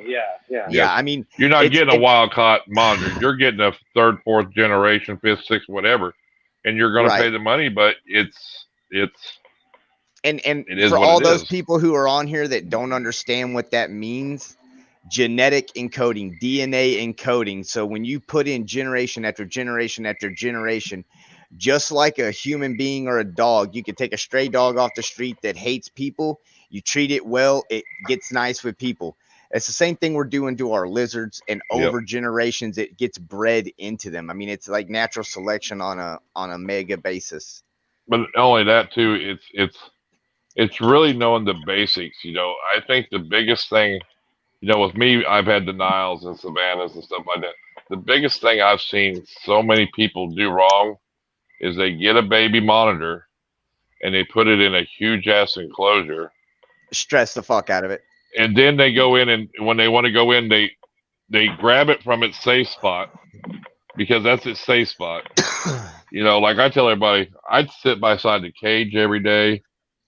Then I'd open the doors eventually, so it gets curious. Then where you can start tongue feeding it, it gets to trust you, and then and then it never reach in and get it out of its basket, but wherever you let it, because you got to build that trust, dude. And and when I got rid of that Nile, that was the biggest thing. He goes, dude, I've never seen a Nile so tame. I said, that's a lot of work every day, time and effort. And it's just having your cage beside you, just so it knows, hey, who you are.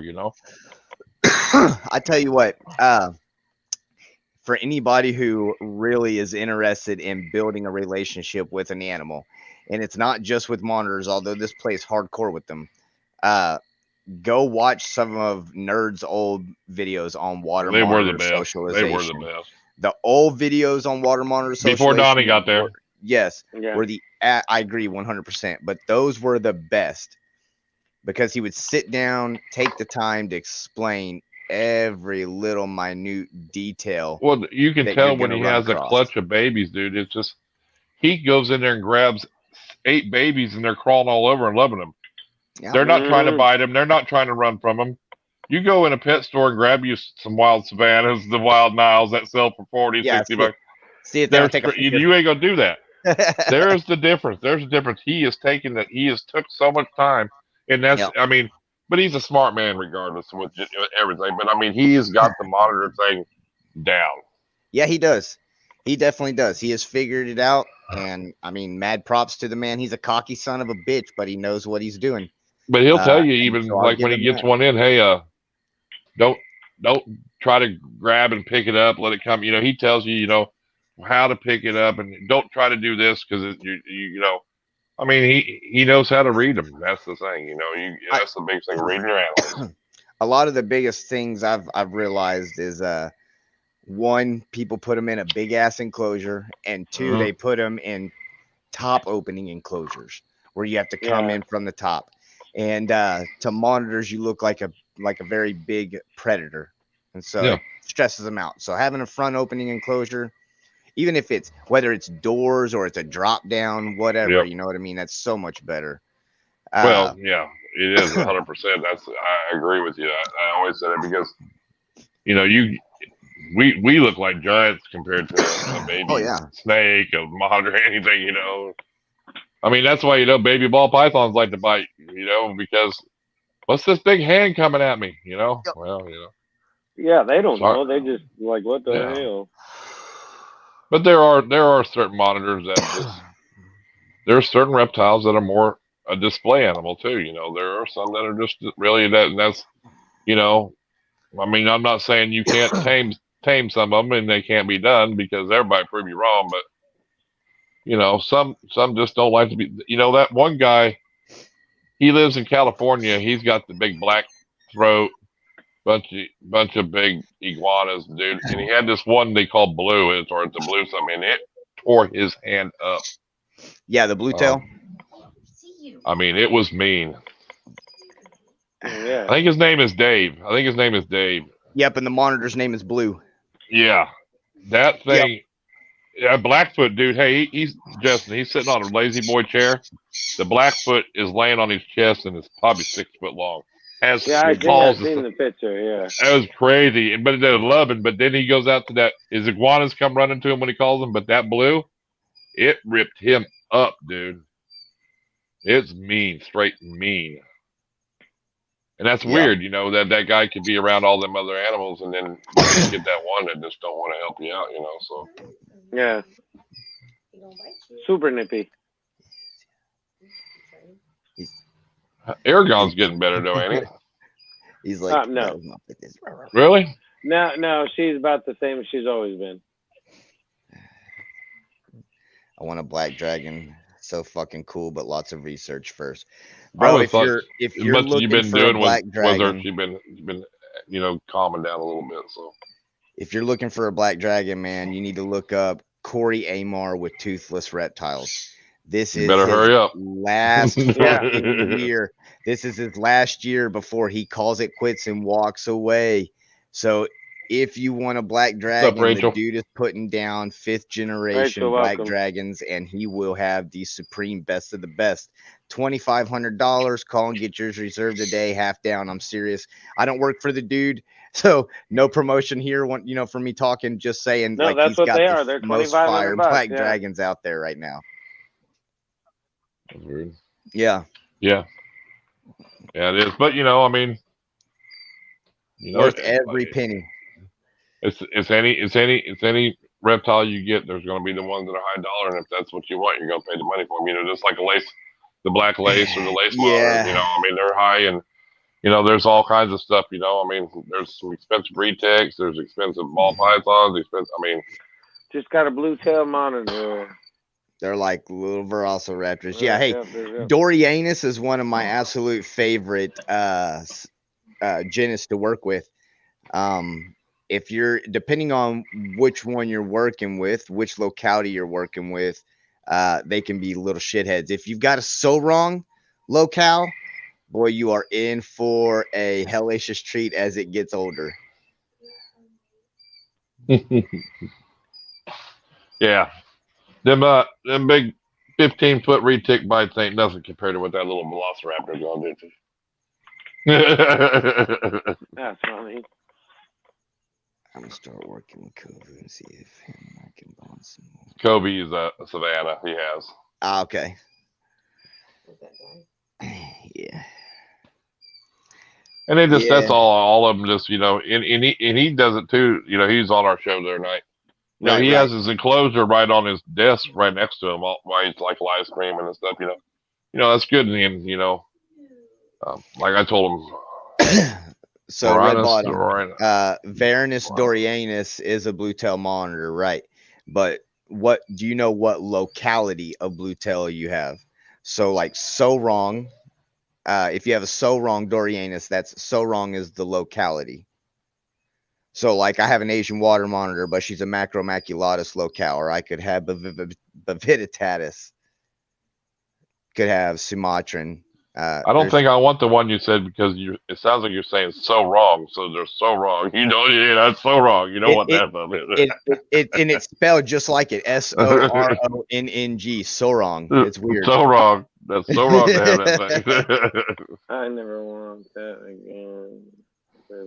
These are damn razors. Well, yeah. Any of them little monitors will snatch up like a quickness. Yeah, I got hit by a 5-footer and don't have full function of my right hand anymore because of it. So they're no joke. When I got her, I did not find out she was my first monitor. I just knew female blue tail. Cool. Heck yeah, who sexed her for you? Probably the guy that whoever she bought it from, I would imagine. Wonder how, monitors are so stupid hard to sex at young ages.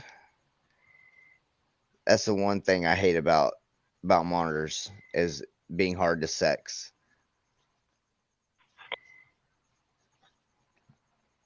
I guess depending on the species too, depending on as they age and the size probably helps you a lot to determine that. Yep, and each species is a different visual thing you're looking for, you know, for sexual prowess. I got him hit by my 4-foot. She was like a pit bull, bite and shake, and I was on a live chat. Yeah, it ain't no fun when that shit happens. Nope. I had my female Asian put down some more eggs for me yesterday, so that was pretty cool. I got some more eggs in the incubator. Nice. How many you got? I got 9 out of her, and I think she's still gonna lay. I think she's gonna lay some more. Honestly, she still looks somewhat gravid. Do they do that? Lay them in? It just cycles like that? Yeah, they do.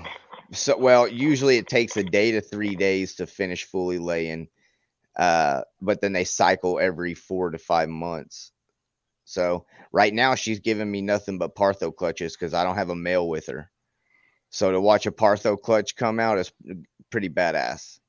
And I don't get all viable eggs. And they're fertile. They're fertile. Well, so about half of them, like still. So, and even then, usually at least half of the halves, usually about quarter of them make it through. Like, for instance, I had 11 come out in one Partho clutch. About half of them were viable. I put those half in the incubator and ended up after about 90 days down to 2 that are completely making it through. And I got about 30 days left on those before they hatch. That's crazy. So they bury they dig and bury them too, don't they? In their enclosure? Yeah, they do. And so you'll watch them you'll watch the female disappear, and then when she comes back out, then I got to go digging, you know, and hope that I got to them in time. Hell yeah, that's cool. Because none of my females are tend to eat any of them. But like I'll tell you, my Asian female does not give me very good pretense warnings about, you know, whether or not she's about to lay. It just happens. And so thank God I have cameras everywhere to tell me when I can go back and watch shit as how it's going. Yeah, I thought that was cool, you know, when you showing us the cameras in your enclosures and stuff like that to be able to see everything. That's pretty cool, you know. It makes it worth it, man, when you've got a lot of, well, for me, it makes it worth it. I have a lot of time and effort and money invested in all these guys, and I want to make sure they're, you know. Well, yeah, you got a pair of monitors you can't get, you know what I'm saying? So. Yeah. So, I mean, that's cool.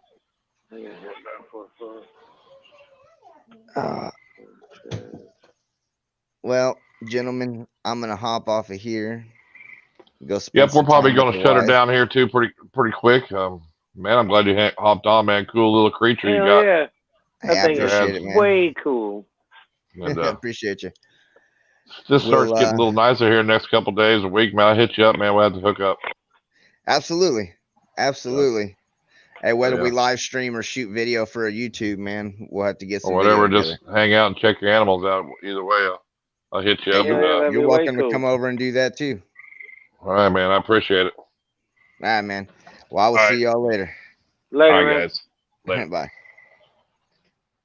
How you doing over there, Justin? You doing all right? Mr. J, welcome, buddy. I haven't seen you in a while. Hope you're doing good. Still here, Mr. J. I see you watching. Have a good night, folks.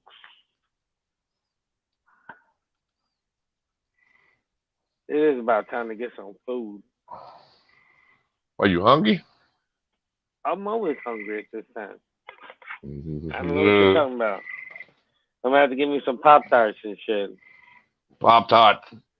Feed that kid a Pop-Tart. Give him a Pop-Tart.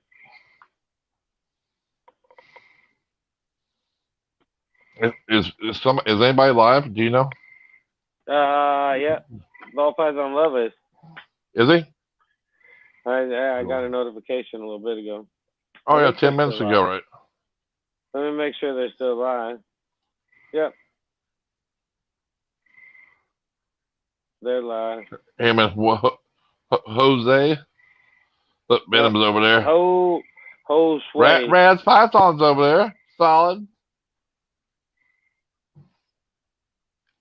Cool. We'll drop the link. If people want to go hang out and hanging in there. I'm good. You're hanging in there, buddy.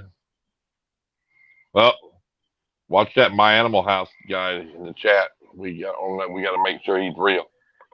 Yeah, he's real. He's real. He's got the real one. He's got the little badge emblem. Here. He got a badge. Yeah. He's good. Yeah. I'm solid. You feeling better, right, Mr. J? You ain't still sick or nothing, huh? Just want to make sure before we leave, you're doing good, buddy.